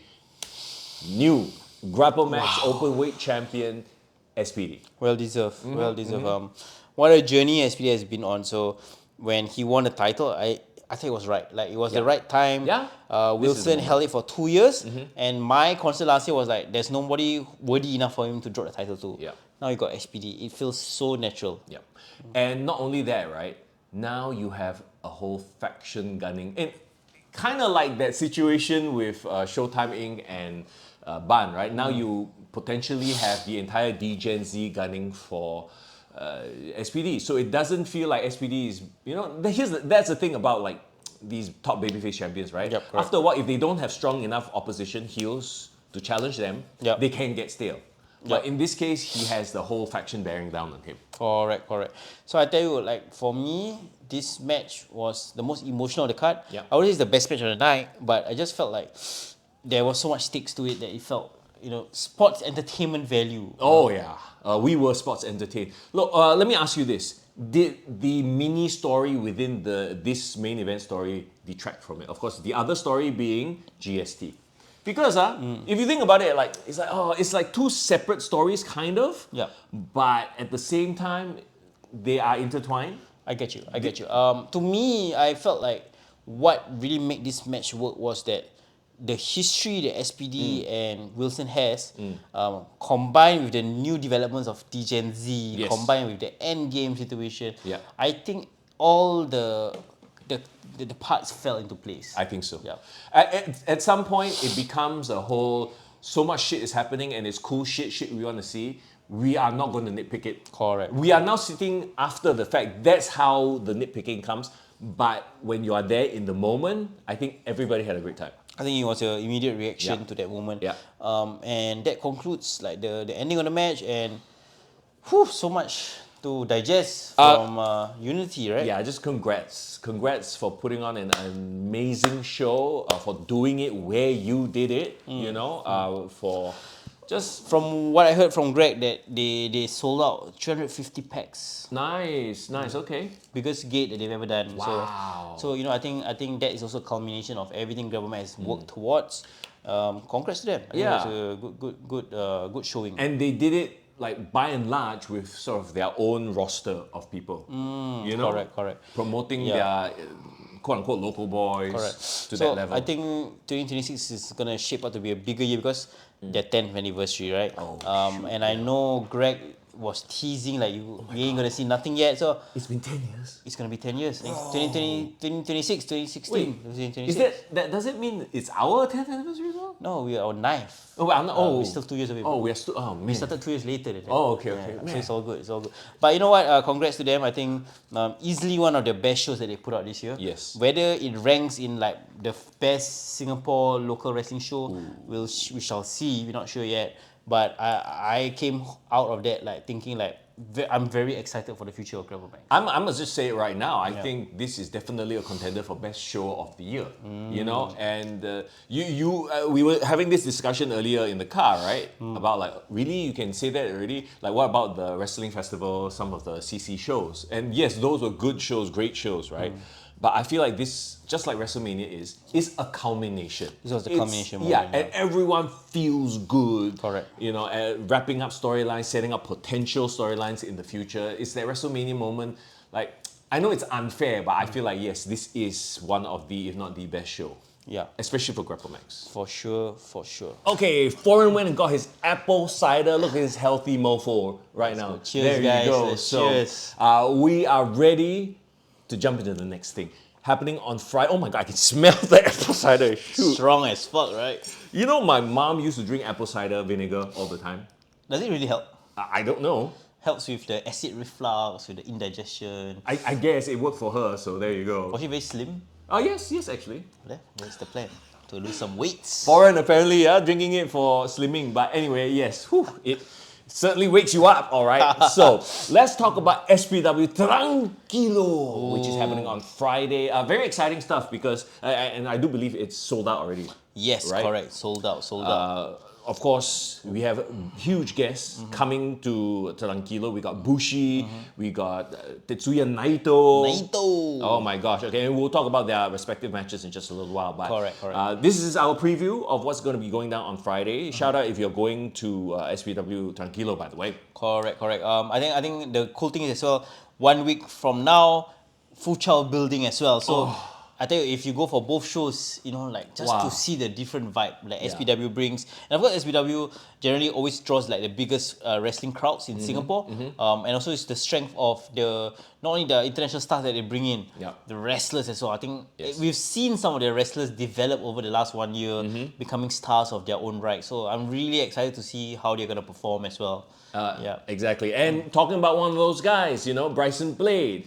He's sort of like slowly, you know, moving up the ranks. He's going to go up against Dr. Gore, who also has that little switch has gone off, right? It's Dark Gore. I don't know what it is about him, but he's been more Undertaker-esque menacing than before, than ever. Dr. Gore Noir. Okay. Is that what it is? I mean, I would love for it to be called that, but like, I mean, I love that, you know, he has reached a level where not, I mean, he's like a veteran already, but you know, he's like exploring his character, playing different versions of his Dr. Gore persona. I think is great. There's also some scenarios where sometimes he always takes off his mask as well. So like, I just love that, you know, things are multi-layered. Big fan of Mankind, big fan of Mick Foley. So if that's what Caleb or / Dr. Gore is doing for his character, I'm all in. Look, I've said this once, I'll say it again, right? Like him sort of taking on this new darker side character. I want to see him turn heel with it. I want to see Dr. Gore versus Butcherman at some point. That story needs to be told. Correct. But as of now, you have Dr. Gore versus Bryson Blade, right? I mean, I'm just recalling from memory. Please, SPW fans, if there's anything I say wrong, call me out, you know, on the chat, because that helps. But I was there for the previous show. Hardcore Island. Not Hardcore, Halloween. Oh, the Halloween. Was it Hardcore Island? Oh yeah, correct. It's Halloween. Yeah, lah, correct. Hey, you see, start already. But anyway, you know, like I think this happened especially in the Battle Royal match. Yes, during the Halloween Battle Royal, the Legion of Total Anarchy, do not call them LTA, they cost Dr. Gore. So there is a grudge match to be had, or a feud to be settled. Because Gore was actually one of the finalists in the over the top Battle Royal, and he should have won. You know, to me he should have won. But of course, he didn't have the chance to do so. And Bryson Blade was one of the main reasons that didn't happen. What have we not said about Bryson Blade, right? Like his maturation as well, you know, into the performer that he is now. Our favorite edgelord is gonna get pushed to the edge. I was trying to find a cute turn of phrase there. Look, like I feel bad seeing Dr. Gore and what he's become, the edge that he has now, right? I think, R.I.P. Bryson. Oh dear God, I think it will be a teachable moment. For Bryson Blade, So there you go. Can't wait for that one. Okay, then we got someone who's got a lot of history with Bryson, right? Correct. Ryan Shin. No longer referee Ryan. Now he has a surname, huh? Ryan Shin, the SPW Hardcore Champion. Newly minted Hardcore Champion. Congrats to him. Versus Mason. Yes, because we were talking about the Battle Royal recently. The winner of that Battle Royal and the new #1 contender is Mason. Very interestingly, bro, Mason all alone. Not with his tag team partner, not with the Midnight Bastards. So I wonder what is the situation there. Correct? I don't know if he's injured. Well, I'm not too sure again, but I've always thought Mason was like the more potential breakout star. Nothing against RJ, right? But then to me, like Mason is ready to step on his own. He's like Shawn Michaels in the Rockers, you know. And when he won that Battle Royale, I was thinking to myself like, oh, okay, now they're gonna, you know, finally put the rocket behind him. And immediately he's now in a title match with Ryan Shed. My question is Ryan just gonna be a transitional champion? Is he gonna get ragdolled and destroyed? Well, and Mason is already up and comer. I think putting the rocket on Mason makes the most sense. But then Ryan is a hugely beloved babyface in SPW, so would that be the right decision? So like, I just can't decide who can win. It's the fuck boy versus the good boy. Ooh. If you think about it. Well, that's nice guys always finish last in this sense. You know what I mean? I've seen a lot of Masons in my life and they always get the goal. Okay. Yeah. What an interesting life Foreign has led. Apparently, he's seen a lot of Masons in his life. The FBs. Fuck is going on? Is Mason a Gen Z? No. Mason I think a bit older. Okay. Judging by his tattoos, maybe a bit older. All right, there you go. That's that match. It's for the Hardcore Championship. So expect a lot of weaponry lah. Yes, a lot of shenanigans. Okay, we've seen them wrestle before. And this is apparently a #1 contenders match. Ooh, for the Queen of Asia Championship. Yes, let's go. I remember, actually, I was there watching their very first match, right? And I talked to you about how Mad Cat really impressed me because Correct. she has that early Lita vibe. Yes, and I also watched her independently on my own for the the Hardcore Island event, and she also impressed me. So like a welcome addition to the female roster in SPW. Bro. Yes, I'm just a little bit like, okay, the first match between Selena and Mad Cat, to me, established their dynamic, right? But the match was a little bit like, hopefully by now they've had time to work with each other a little bit more, so they can tell the story that they need to tell. The thing about Selena, she has such great character, right? Yeah. Like the whole dominatrix thing is Sure. quiet taste, but if you can pull it off, it's very compelling. So Yes. she has managed to pull it off. But then you got someone like Mad Cat, like who is this like super, like Fresh lah, let's fresh, call it. plucky kind of character, and I think they will have just by dynamics alone, character work alone. Yep. I think they complement each other really well. I'm just curious to see like what is the direction that SPW is going to take with these women. Yep. Because you have the Queen of Asia Championship, which I think is a great title. Yep. Not only like the likes of like people like Alexis Lee, Yumi, I think Riho even held the Yes. title during this period. Like it's very, what's the word? Like when you have a lot of great champions carry the title, very prestigious. Prestigious, sure, yeah. I think for female for the female talent here in Southeast Asia or Yeah. Singapore, it's a really prestigious title, and the fact that they are pushing new talent into that picture. I think, yeah, to your point, right, there was a huge period of time where it was like basically Alexis Lee having to fight the guys. There weren't too many, or if any, female wrestlers local, right? And now we have like these two, we have Alexis as well. So at least that division is growing a little bit more. Yeah, you know who I want to come back now, bro? Who?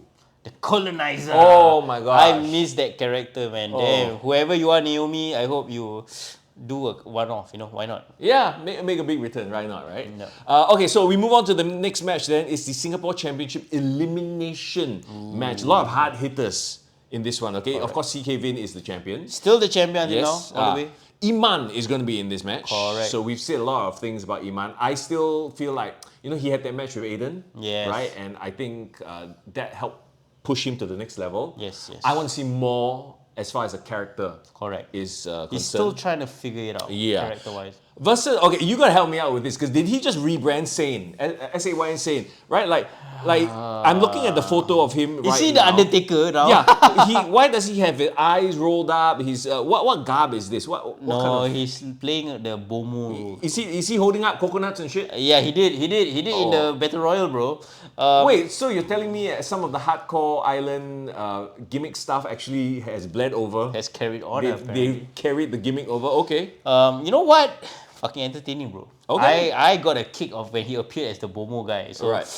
if he's gonna continue that, if he's gonna go the Papa Shango route, why not?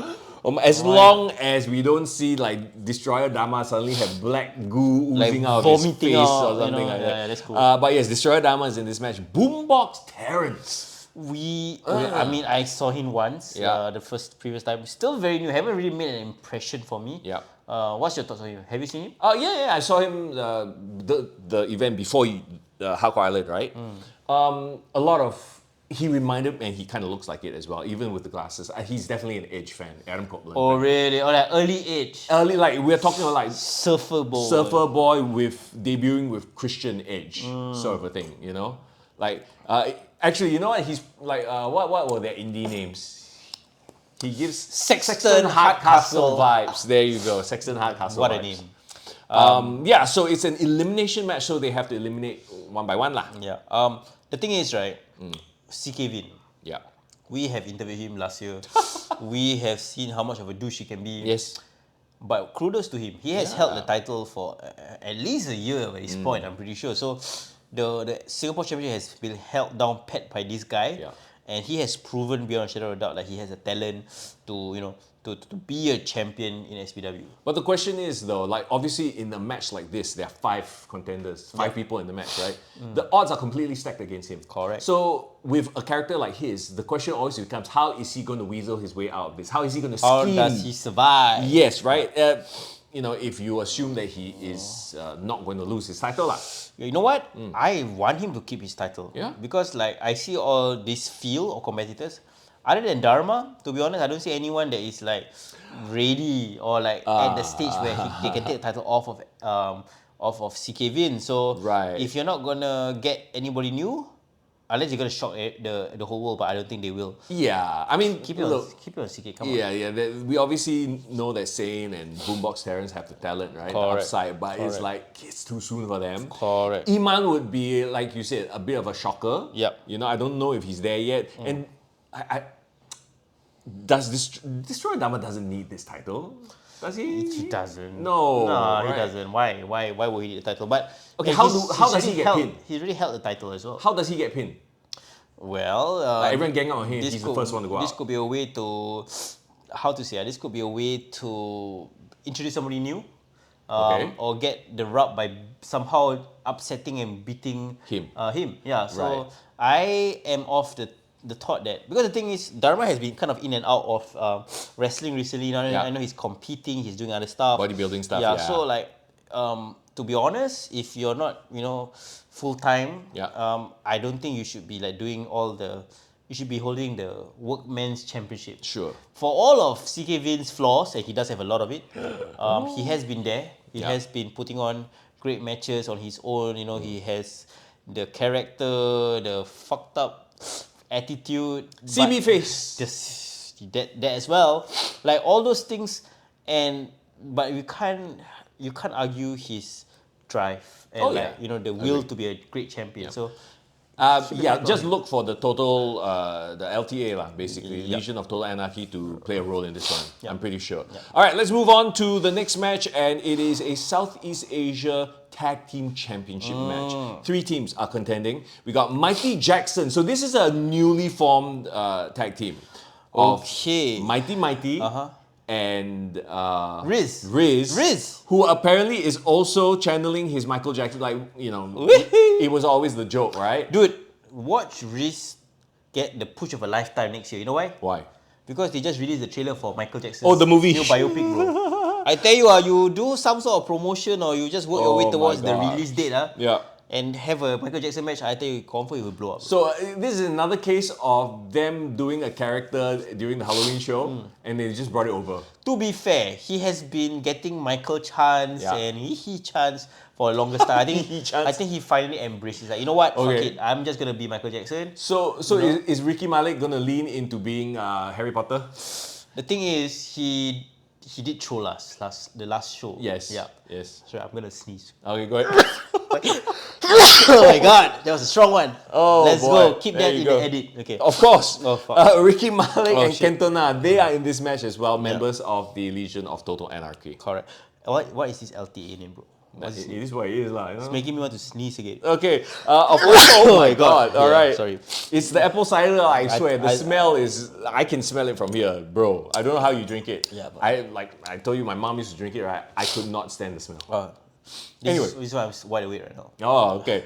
Jack and Cheese. Yeah. Talking about our champions, the SPW Tag Team Champions. Okay, question. Is it time? I mean, They are all. sorry. One sneeze equals no. No. Look, they've been champion for quite a while. Obviously, they're still a very popular tag team. Correct. Big Good Jack, CBK. Is there a compelling competitor? Like, one is a newly formed team, and another Alhamdulillah. is. Are you okay or not, bro? I'm gonna power through this. Mr. Okay, Young. You know alright. why? Because this is a 1 a.m. podcast that we're recording I right know, now. right? Let's go. We love this shit. All right. Versus a team like, okay, Ricky Malik and Cantona, yes, they've been together a while, but like I wouldn't consider them like an established tag team. Why not? Oh, so what? Why Them as the not? champions? Why not? Just, it's an anniversary show. Okay. They're gonna piss off the crowd by doing that, but why not? Ricky Malik, he's ready. And Oh my God. One sneeze says yes. Mighty and Riz. Any shot that they shock us with a completely brand new tag team No. winning the title? No? No, Okay. no, let's not go there. Wow. Okay. Too new. All right. Or Big Good Jack and CBK retaining. The thing about them retaining is that where does the titles go from there? Right. Right? So, I mean, they do defend it regionally. we're gonna power through this. Count the number of sneezes if you can answer how many sneezes did foreign produce in this entire podcast. We'll give you a high five. I got no prize for you. Sorry. I don't think they want to high-five me with my nose right now, but Sure. Yeah, but the thing is, like I said, CVK and Big Good Jet has held that for a while. They're very established, but they might run into the same issues that Aussie had from Grapplemax. Like, they are the undisputed champions. Who's gonna step up to them, and will they become stale? Because while they are still popular, there's not much stories that can be told because the tag teams are all too new and not established yet. Right. I mean, they do have defenses like in other countries as well. Yeah, against other promotions, tag teams. But on the home front, I get exactly what you're saying, right? So what is their next step? Who is like as far as I'm concerned, they don't have an ongoing sort of storyline feud or anything with any of these teams, especially. I mean, they are on a roll for sure. Yeah. Right? They have been beating a lot of tag teams across the region, not just here. So they are easily one of the top tag teams in Southeast Asia, not just Singapore. Yeah. But what I'm saying is like, again, if you wanna create something memorable coming out of the Tranquilo and have people talking, what better way than to piss off the crowd and get Ricky Malik hands on the title? Wow, okay, you are quite sold on that. Why not? Apparently. I'm vibing to it. All right, there you go. All right, let's move on to the next match then. And it is a Queen of Asia Championship match. Yep. I don't know much about Viva Van. Need to find out more. She's going up against Alexis Lee, of course, who is the champion. Yeah, I saw that both of them was actually on the PWI list for the women. Okay. Congrats again to Alexis Lee, who was on the list, I think, second year in a row. And I saw the previous match she had with Kaden Carter, great match as well. So she's definitely, is one of the top stars for the women in SPW. Not just SPW, but the whole of Southeast Asia right now. From my understanding, Viva Van is actually based in the US. Yeah, LA, I believe. She is a VPW Women's Champion. VPW is what? Vietnam Pro Wrestling. I am not too sure. I think it could be, But anyway, they have cross path in Tokyo, so I think they have definitely met each other through their travels. That's the thing, right? I'm all for like the women coming to Singapore with really a lot of pedigree, experience, just for it to benefit Alexis as well. But we've seen recently Mercedes Monet fighting Nur Diana Phoenix. Congrats to her, putting the shine on Malaysian wrestling. So like, I'm all for Alexis wrestling against the caliber of maybe a Viva Van or maybe one of the more well-known names going forward in the future for the women. Just so that more spotlight is here on Singapore. So this could be a watershed moment because if Viva Van, if I'm not wrong, based in LA, shines the light here in Singapore, that could open the doors for a lot of other Western wrestlers to see Singapore like, hey, Indy Hartwell traveling around, doing her probably indie run, seeing this, like maybe I want to go to Singapore. We saw recently Nixon Newell, which is the former Tegan Knox. Oh yeah, there was a whole drama with her showing up in AEW and then walking away after that. Like we won't get into that. Hashtag won't know.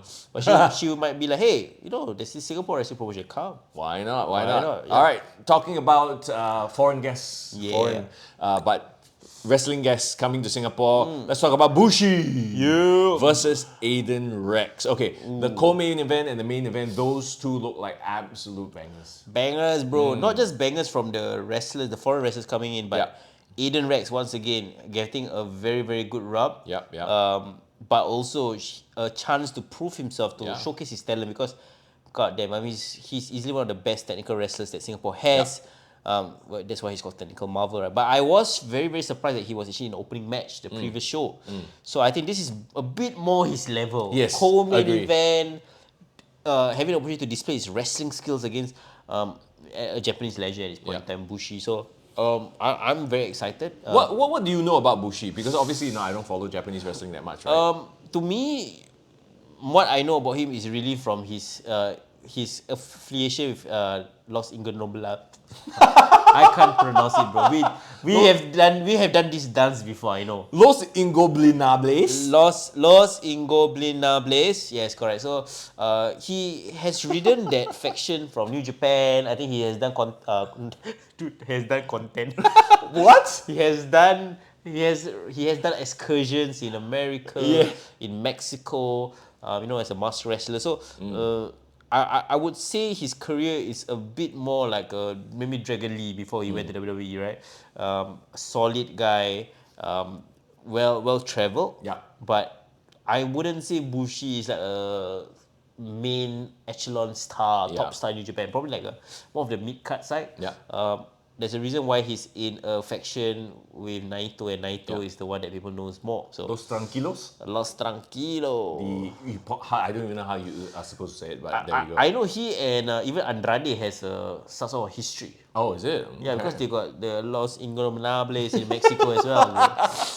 All right, so there you go. That's your co-main event. That one's going to be a banger. And then we just brought up his name, right? Naito. Your main event for the SPW Southeast Asia Championship. What a test for the champion, obviously, the Butcherman we all know and love, right? Statement's going to be in this match as well. It's a triple threat. What are the odds of Naito winning the SPW Southeast Asia Championship? Wow, I mean, okay, if anything, it will bring a lot of prestige to the title. But the question is he going to come back and drop the title? Or are they going to have a rematch for him to drop the title, you know? Does he have to be based in Singapore now that he's the SPW Southeast Asia Championship? I mean, okay, we've seen it before, like, it's not that case. Like, he could just, like, Statement could go to Japan and take it back or something, or it could be Butcherman, right? Yeah. But I know what you're saying. So, like, we're sort of approaching this from that point of view of, if he win, then how? The title. Right? Yeah. Especially for a name like Tetsuya Naito. Correct. I mean, I'm sure he's really busy, right? Yeah. But I mean, just saying, if he has to defend his title, if he wins the championship here, he needs to rent a place, like next door. I got an open. Okay. Let's not go that far. I mean, he wants to walk to Future, can walk over. Oh, right. Okay, anyway, but the point is, this is going to be a banger because the last show, at the end of the match, I think after Butcherman retained his title, the Statement came out. Yes. And then the crowd was like, Statement and Butcher again? Yeah. They were like, that can't be the main event for the anniversary show because they have seen this before. But that was until Naito appeared on screen. Yeah. And when Naito appeared on screen, I was like thinking to myself like, what? Wow, okay. I have seen Kenny Omega wrestle in Singapore, right? And that was a level of fan interest that was huge. But that was AEW just started at that point in time. Yeah. Naito is coming to the end of his career. Left New Japan last year. At this point in time, like people are asking, like, what does Naito want to do? Because he has done everything. Yep. So, you know what? Maybe what he wants to do is just win the SPW Southeast Asian Championship. Why not? Maybe. Yeah. And of course, I mean, we'd be remiss not to bring up the fact that Butcherman has had a lot of really tough matches in the past couple of events. Yeah, Irie, 2 matches against him. Having to fend off a real global threat. Yep. But this is easily his biggest test. Yes. You don't not just have Statement like he has a shared history with, but we have a Japanese legend. Exactly. You know what I mean? Like to me, the big three, right, of the last decade, Naito, Okada, and then maybe Tanahashi, right? So he has the Butcherman has wrestled 2 of the top 3 Japanese wrestlers of the last decade. Wow. Talk about a resume, bro. Right? Shout out to Butcherman for that. Yeah, if anything, it is defining the legacy of his championship run and the title as well. Which brings us to the fact that, is there any scenario where Butcherman just doesn't pin Statement? I mean, isn't the outcome a bit obvious? Butcherman is not going to be pinning Tetsuya Naito, I don't think. Yeah. And the only way to get out of Naito not winning the title is to have Butcherman pin Statement. So my question is that going to be the predictable ending? Yeah. Or is Statement going to swerve everywhere and win the title? By pinning Butcherman. Yeah. Or is Naito going to be the SPW Southeast Asia Championship? Like, why not? Yeah, but again, that goes back to the thing of I don't think he's going to win the title, right? Like, You don't think he can beat Butcherman or Saman? It's not that I don't think he can. I don't think it is logically. But then again, if Mercedes Moné can be the APEC Wrestling Women's Champion, then anything can happen lah. Like I said, Naito, you need a room to rent while you defend your title the next 1 year. Over there. Over there got. Can you imagine your neighbours with him? And he's like, hey, Fahad, you looking for the You hear a knock on toothbrush? Yeah, you hear a knock on your door at 2 a.m. and he's there outside doing like this. Yeah, he knocked on the door and he's like, Okay, anyway. I like the fact that, this is kind of hard to call, to be real honest. It's really hard, to be honest. Like, and I want to see what is Naito's, where is Naito at in his career right now? Like, is he slowing down? Is he gonna be motivated now that he's a freelancer? He can do all this crazy stuff. I want to see which Naito will show up at SPW, right? So there you go. It's already sold out, the event. So if you're going to be going, hopefully we'll see you there. Yeah, all the best, all the best. If you are there, that means somehow we got tickets still. It's going to be a banger of a show, let's face it. Yeah. With the likes of Bushi, Naito, and the card that we just previewed. So I love it, right? Like for me, as a local wrestling fan, I love 1 weekend I can go watch Grapplemax. I can see what they're all about. And then the next weekend I can go see SPW. Yes. And see all these international stars. We are very spoiled for choice. So if you hear the podcast, you just love wrestling in general. We want everyone to succeed. So let's hope they put on a great show and the gospel of pro wrestling continues to be spread here in Singapore and beyond. Absolutely. The crazy thing is, we are not done. We have one more thing to preview. It's a crazy time to be a wrestling fan, but you know what? End of the year, we just get through all this, enjoy ourselves. Then December we relax a bit. December lepak. Detox a bit, you know. Detox with some apple cider after this. God, I can smell the apple cider. All right, Oh, we're talking about Survivor Series. Correct. So, Survivor Series. Whoa. Yeah. Can we briefly talk about the state of WWE? I know we had this conversation maybe like 2 weeks ago. Talking about like why is WWE like shit in 2025. I think they might have heard us, bro. They might have listened to the podcast. Okay. Because what is more likely, and I know where you're going with this, but what is more likely is also something that we mentioned. It is just that ebb and flow of storylines. You know, they are building towards Survivor Series, Royal Rumble, WrestleMania season.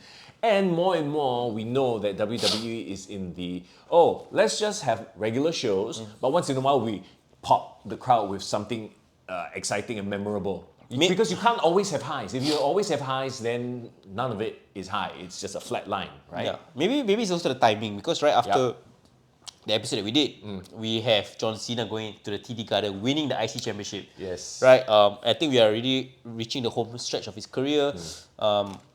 I think the stakes are getting higher. So I think the IC title run, no matter how brief it's gonna be super memorable. Yes. I think the outcome is gonna be Dom, benefiting from it.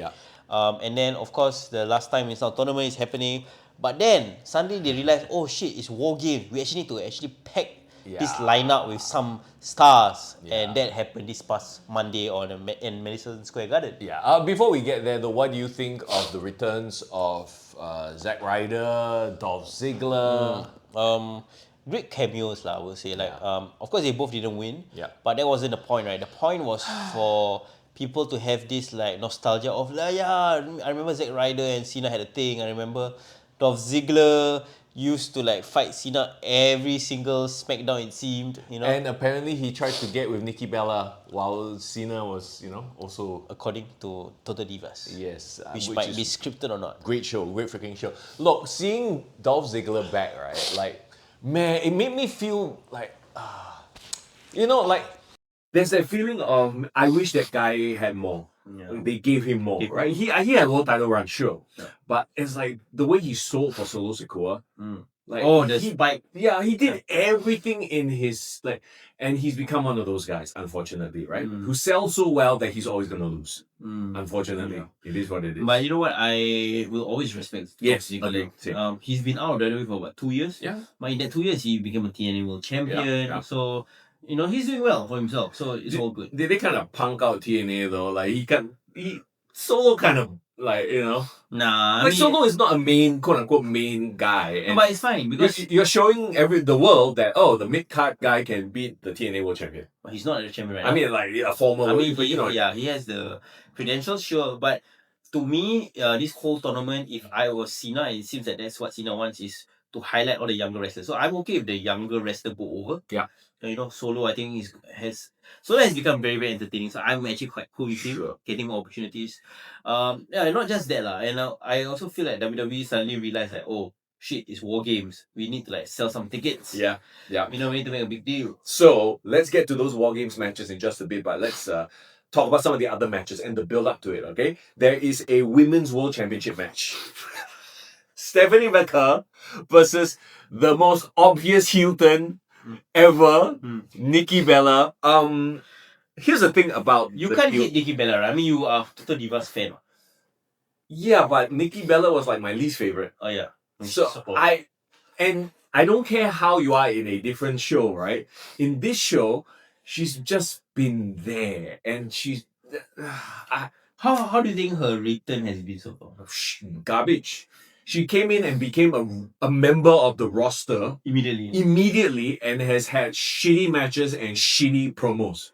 Like she's totally exposing herself to be a product of her era. In that she would not survive in 2025 if she were a brand new wrestler. She would have been like Mia Yim Sport or something like that. You know? Yeah, she would be just a lower mid card. But because she was in that era, she had a twin, and that was their whole gimmick.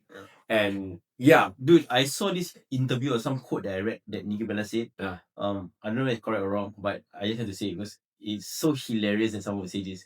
She said that sometimes she purposely posts thirst traps because she likes the attention.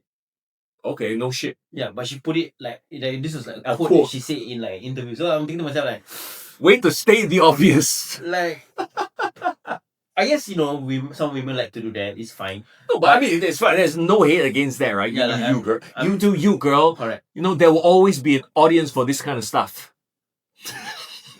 Why throw me under the bus, though? Okay, fine. No, all of us. Sorry, like we love thirst traps. No, keep but thirsting. The point I'm trying to make is that you already know her psyche. Like there wasn't one like, I want to prove myself that I can hang with the best in the world. I want to test myself against this new generation. I've been putting in. No, I just like to post thirst traps. You know what I mean? Like, so the disconnect is there. Yeah. So like, how anyone in their right mind want to support Nikki Bella against Stephanie McCurr, who is the definition, epitome of grinding out, and trying to make opportunities for herself to do well in wrestling. And you can see it shows in her wrestling capabilities, right? I hate this match because Stephanie could have had a better feud with somebody who's more in line with her wrestling capabilities. And Nikki is no longer even though she is legendary status, she's a name. She's just a name. And yeah, to me, even I don't know if it's because I didn't watch that era of wrestling, so I don't have the connection with Nikki Bella. That's probably one thing as well. But I was watching and I didn't have that connection. Okay, well, there you go, right? Like, unless the payoff is Brie Bella shows up, and then you have some twin magic bullshit. I think that would pop the crowd if they did the swap like they used to do back in the day. But why would they do that? Because Brie is like, I don't want to retire. Bryan Danielson. I know, but to me, that's the only thing that could kind of even redeem this match. Because what are the options here? Stephanie McCurr beats Nikki Bella like she should. Okay, who cares? Nikki Bella beats Stephanie McCurr. Nobody wants to see that. Well, the cut needs like a downer match. So this is a toilet break match. For the flow. So again, Stephanie McCurr does not deserve that. So that's why I hate this match. But you know what? I think it's fine for Stephanie to have like a couple of C feuds. So a notch on her belt. Oh, former champion, legend, whatever. Like Stephanie, That needs to be that. But the thing is, all the top stars are kind of tied up at War Games right now. Yeah. Who's she gonna fight? Bailey, Lyra. Why the hell not? Bailey versus Stephanie McCurr is actually a better match. Can you imagine them doing the Devil's Kiss spot with Bailey? Oh yo! Let's stop for the lawless. Okay, anyway. Anyway, yeah, We spent way too long on this preview of this match. Let's move. low bar Yeah. this match. Okay, the next match, okay, high bar because they've had that previous match. Their interactions have been golden. John Cena clearly wants to put over a young and upcoming talent. I mean, to us, I think Dom is there already. Yeah. You know? Dom has definitely grown leaps and bounds the first time I've Yes. seen him. This is also in his hometown, San Diego. Yeah. Petco Park, right? Yeah, I don't know the exact arena, but yes, he brought it up during the Correct. promo. So, like, to me, this is like the best way for Dom to win back the title. I know she was always meant to have a short run, Yeah. but I'm so happy towards the end of this reunion or retirement tour that he managed to put over a young talent. Because to be honest, he didn't really put over any young talent in his run. In this run. Well, then again, who was ready to be put over? I don't know. He didn't even have a run with Braun Breaker. He didn't even face Bronson Reed. Like all these people had their whole vision thing, but like yeah. And Dom is one of those people that everyone wanted to face John Cena. So it's like for the fans as well. Obviously, Dom is gonna win back his IC title. Yep. Yeah. Does that seem like foregone? Okay, how? The question is how? Do we have shenanigans, Judgment Day, pull off bullshit? It's not gonna be clean. I have no idea, but you know what? Whoever wins the last time in our tournament, would it culminate at Survivor Series? Because if that's the case, then maybe the one that is winning might interfere or somehow, Remind me, where are the brackets? Where are we now in the we brackets? are at the quarterfinals. Okay. So when are the finals? So that's the thing. Is it gonna be? Oh. No, the finals itself should be. Was it Survivor Series? Actually, no. I don't know. It's not stated, right? Survivor Series. No. Then it might carry over until post Survivor Series. That's what I was thinking. So we wouldn't have that scenario where we know who the challenger is, Gunther, and then Gunther just interrupts, right? There's still brackets to be had. So I think more than likely this is sort of it's related because it's John Cena, but it's not going to affect the outcome of this match. More than likely it will be a Judgment Day thing. Or surprise everyone, Dom wins clean. Wow, Dom beats Cena with his ingenuity. Like he cheats some way, like Eddie Guerrero style. He like kind of tricks Cena in a certain way, maybe. Why not finally pull the trigger on Roxanne Perez and Dom? So what? You figured Roxanne in the finish somehow? Yes, like she, helps Dom win. They freaking hug in the ring. They accidentally kiss. Or at least give us because how do you accidentally kiss? Tell me. Whatever they hug like, oh my god, and then they get so caught up in the moment they kiss. This reminds me of the time someone says, I accidentally tripped and fell into her pussy. Sorry, what? Sorry. In this PG, sorry. No, it's after hours. Technically, as we record this, it's 1:30 a.m. So it's kicked to the guy after hours. Guys. Yeah. Look. Just now we were at Grapplemax and then randomly with Greg and Dave, the crowd was shouting kiss, kiss, kiss. So shit like this will happen also. Okay, no. Again, I think that the whole Roxanne Perez thing with Raquel, it needs additional layers. Sort of and at some point, Liv Morgan needs to come back. Liv for sure needs to come back. So there you go. I think that's the next step. But that said, I think it's shenanigans. Dom wins. Dom's got to win. Yeah. I want Dom to go into Royal Rumble #1, bro. Oh, that's another story for another day. So, okay, there you go. Dom wins up. Yeah. Somehow putting John Cena over. All right. Cena putting Dom over. Let's talk about War Games. Let's talk about the Women's War Games match. I want to very quickly also mention how entertaining Becky Lynch has become online. How unhinged she's become with her posts. Calling out Adam Pearce, calling out the referee, CM Punk, AJ, like everything she's posted has been, and it's like all caps. She has, I think, embraced this new version of her character. Yeah. The one where she says like, I am the greatest women's wrestler according to Bleacher Report and Sports Illustrated. Yeah, according to Triple. She's become like a Karen, essentially, or not even a Karen. There are people who talk like that. Yeah. And they're like very full of herself. I love it. Remember that? I think there was this one Raw where they went to Ireland, where she's technically supposed to be the babyface, but she actually shitted on her own hometown crowd, which was hilarious. Yeah. I think Becky has leveled up. Yeah. And now that Seth is not around, she has all these cracks that she can continue. I love that she's moved on from the whole Bailey Lyra thing. Remember? Oh god. And she's elevated it. the IC title. Yeah, for sure. Dude, not only has she an advantage, she pulled a great match out of Maxine Dupree. Yeah, and made Maxine Dupree, and we talked about this before. Maxine, even though she's still quite green, right? She really gives off that Stacy Keibler vibe, like she's trying vibe, and you can't help but root for that, even though she's not the most like sound like technical wrestler out But she's a great athlete. She is. She really is. Somebody also said that she reminds people of like early Trish when she won her first title. Yeah. There's a lot of like, I want you to succeed because you seem like a really cool person. Yes, I think the crowd definitely sees that in her. Like they, despite maybe she's not the most polished wrestler, but just the hunger, the effort, the dedication that she puts in, we're like, okay, I'm gonna root for these girls. And then of course AJ costing Becky Lynch, to lose the title to Maxine, leading us to this War Games match. So we have several like stories and feuds going into this. So okay, on the face side of things, you have AJ Lee, you have Rhea and Io, the best friends, right? And they've sort of had this feud with the Kabuki Warriors on the other side. And then you have Charlotte Flair and Alexa Bliss, who had their own thing of like Charlotte Flair didn't want to team up with Rhea Ripley because of their history. And then Alexa Bliss went on SmackDown. Great promo, by the way. She like talked directly into the camera. I liked it. Called out Charlotte Flair, say, what the hell? I thought we were supposed to be best friends, blah, blah, blah. There I said it, best friends, Do you see SmackDown, today's SmackDown? No, I haven't. Oh, so there was this one segment where Alexis kind of like set up Charlotte so that she would confront Alexa set up Charlotte so that she would end up in the same room as Rhea Ripley. Oh. And then they were like, okay, we need to talk. Oh. And then like, okay, bye. And then we kind of leave them alone.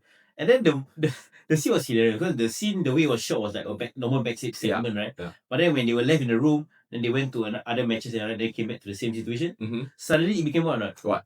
A cinematic promo, like Roman Reigns and Cody Rhodes talking in the field, What? with the quick cuts. Oh, the shit. Like the soundtrack on. So it basically became like a cinema. Cinema situation. Okay, I like that. I like that. So they have buried the hatchet, like essentially. Which is good. So that leads us to like a full-on like cohesive team going up against Nia Jax and Lash Legend, who I'm not sold on, by the way.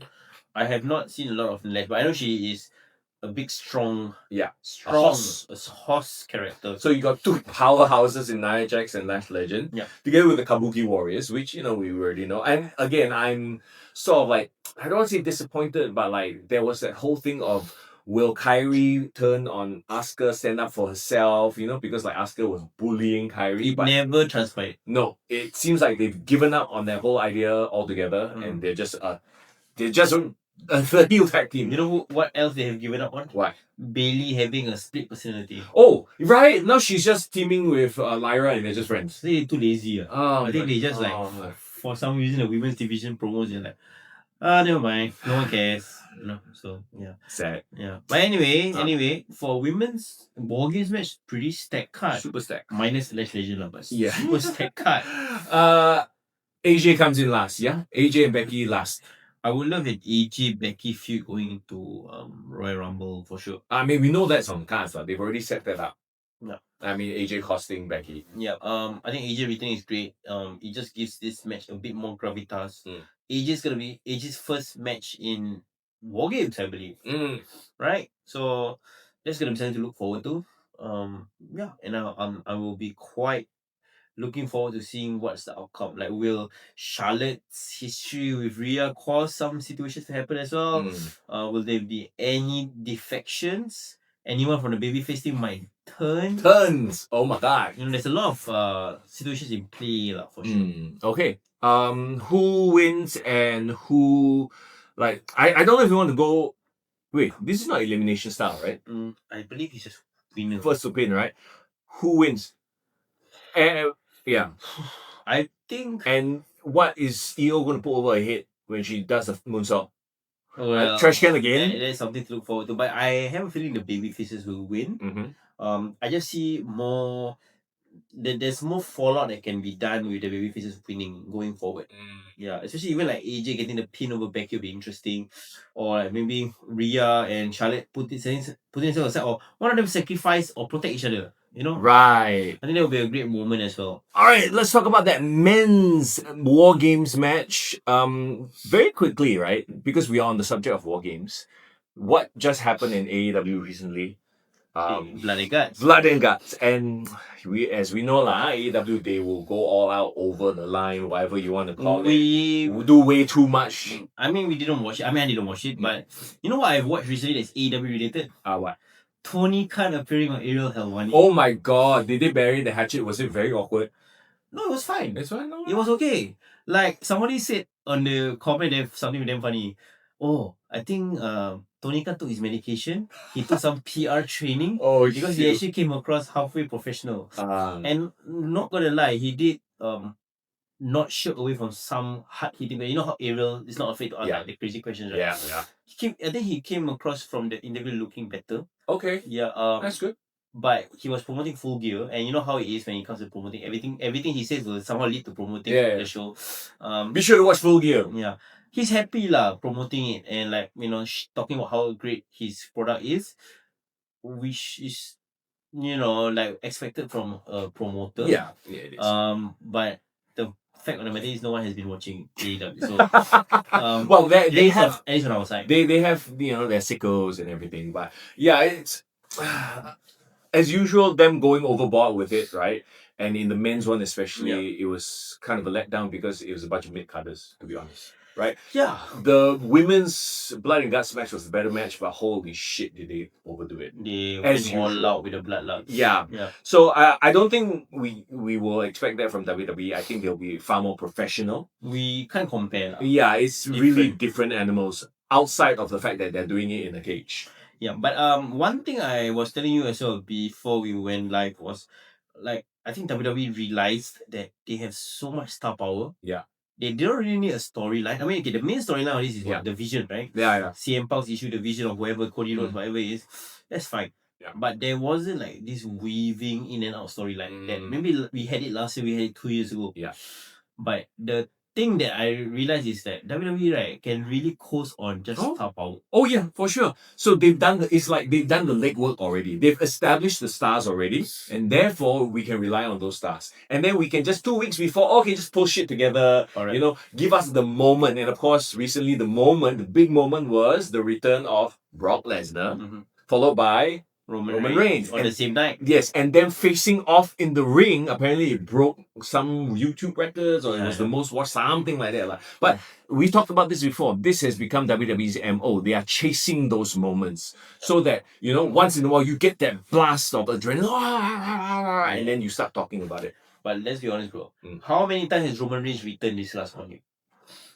I feel like every 3 months he disappeared and he returns. Yeah. But still, I mean, he has that cachet that when he comes back, it's still a happening. Yeah. Right? And he's not the type of person who overstays his welcome. I don't want to nitpick. Yeah. But I think it's fair that we call things out, right? Okay. The way we see it. The last time we saw Roman, he lost to Bronson Reed at Crown Jewel. Yeah. Right? And then what did he say to the Usos? I don't want to see you guys until Christmas. It's not Christmas yet. Wow. We're near Christmas month. Whatever lah. Hey, don't need really nitpick this fella. 1:30 a.m. he's nitpicking. No, shit I'm like saying that, dude. He said he doesn't want to see that the Christmas. This is Thanksgiving, bro. Okay. You know what I mean? Sure, whatever. I'm very sure he said I didn't want to see you guys until Christmas. But anyway, so he returned. So now I want to understand what is it in it for him. To face, I don't. Exactly. To go up against Paul Heyman. No, for me, Brock Lesnar makes sense because he will always answer to Paul Heyman. Guy, yeah. But Roman, to be honest, unless the Steph was still around, it would have made sense for you to return because he has the beef with Steph. Yeah. But is his beef only with Bronson Reed? Then that's the reason why he's willing to team up with Cody Rhodes, who he doesn't fully trust, and CM Punk, who he has historically hated. Yeah. You see where the holes are. So I think they still need this week's Raw to kind of explain themselves. Do you think this was already penned in as Seth Rollins being in this match and therefore Roman Reigns coming back would have made perfect sense? But because Seth is out, let's just still go. We already booked him. What, are we going to cancel Roman Reigns? No, right? So he's back. I have this theory, right? Mm. If Seth was still leading this whole faction, right? Yeah.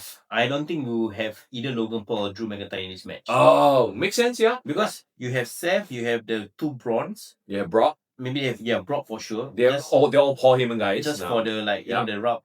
Maybe Drew. Drew is not involved. Sure. Maybe they kept Logan out. maybe they kept Logan in and then they have Drew out. Ah, right. Yeah, but I don't know. I really don't know because Drew also has the feud with Cody. So yeah. I mean, okay, they don't all have to link perfectly. That's the quote-unquote beauty of a lot of Survivor Series matches, be it the traditional match or these new war game matches. Yeah, I don't know whether they specify, but is Logan officially part of the Vision now? No. He's like ally, a friend, alliance, broski, whatever it is, right? Yeah. Just like how CM Punk and Cody Rhodes are allies, I suppose, and the Usos and Roman Reigns. Yeah. Maybe that's the case. Yeah. I read a rumor somewhere that Jimmy or Jay might get replaced in this match. Did you read this? No, why? I don't know. Like they have a returning star that will replace. I only know about Sheamus being injured. I didn't hear any other news or something like that. Are you excited for this match?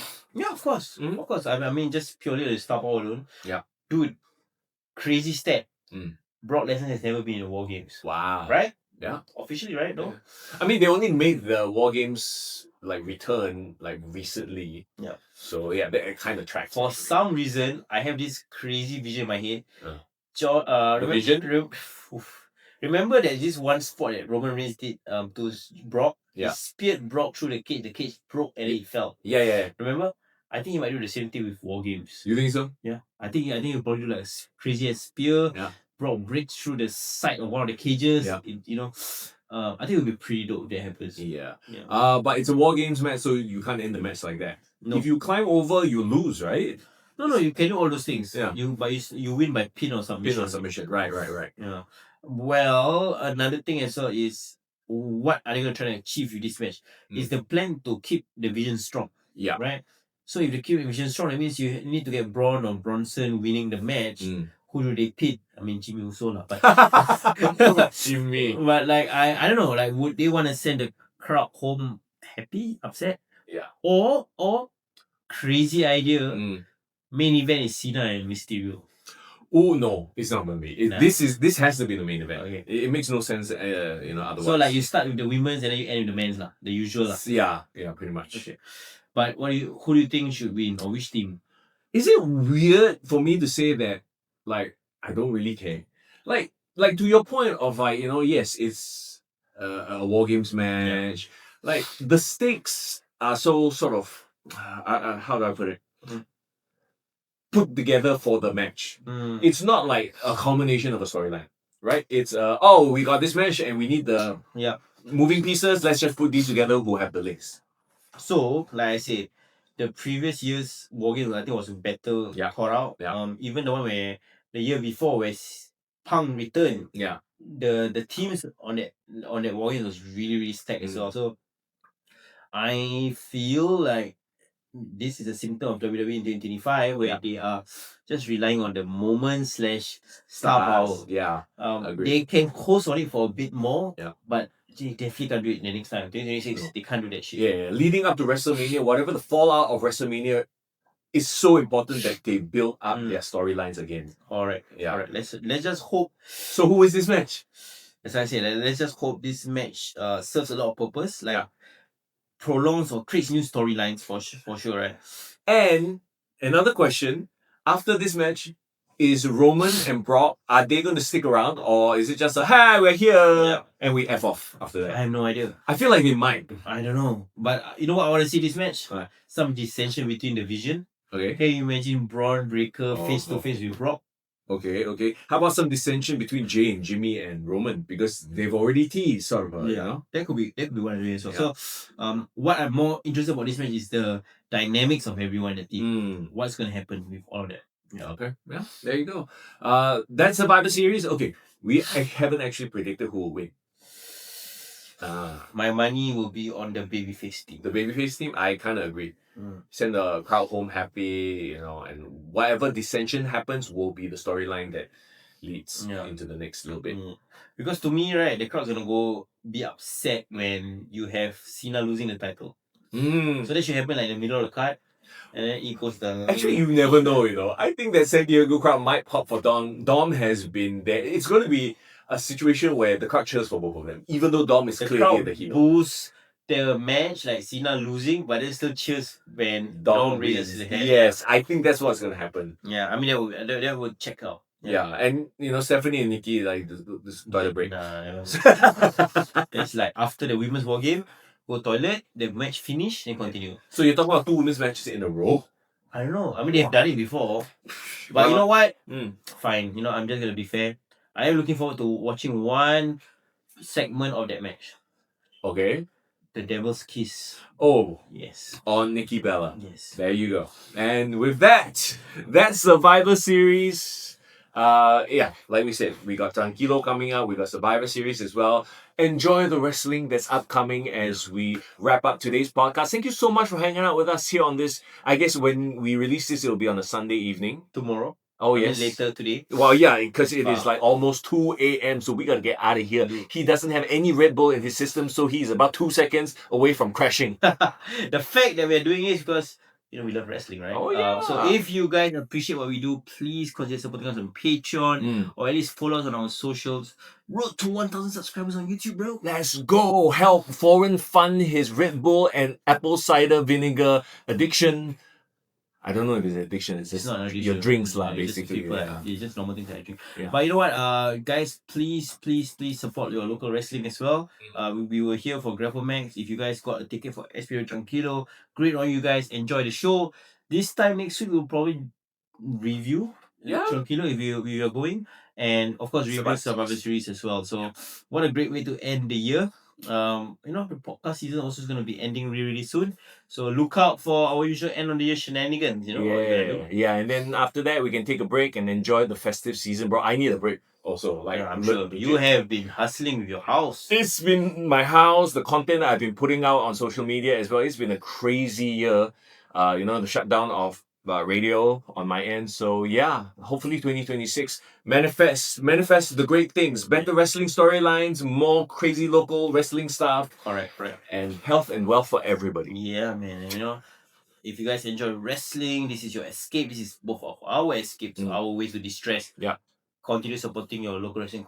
Continue supporting the podcast as well. We really appreciate it. Join us on Patreon and join us on Discord, where you can continue the conversation even when we are off doing our own little thing, right? There's that community there that's always ready to chat about local wrestling, WWE, AEW, even New Japan, all that kind of stuff. So Discord links are in the bio and all that great stuff. Yeah, man. Yeah. All right, let's get out of here before the clock hits 2 a.m. and Foreign turns into, I don't know what you turn into at 2 a.m. A pumpkin. A pumpkin, all right, bro. Yeah. Let's get out of here. It's Mr. Young. And it's for in the building. Take care.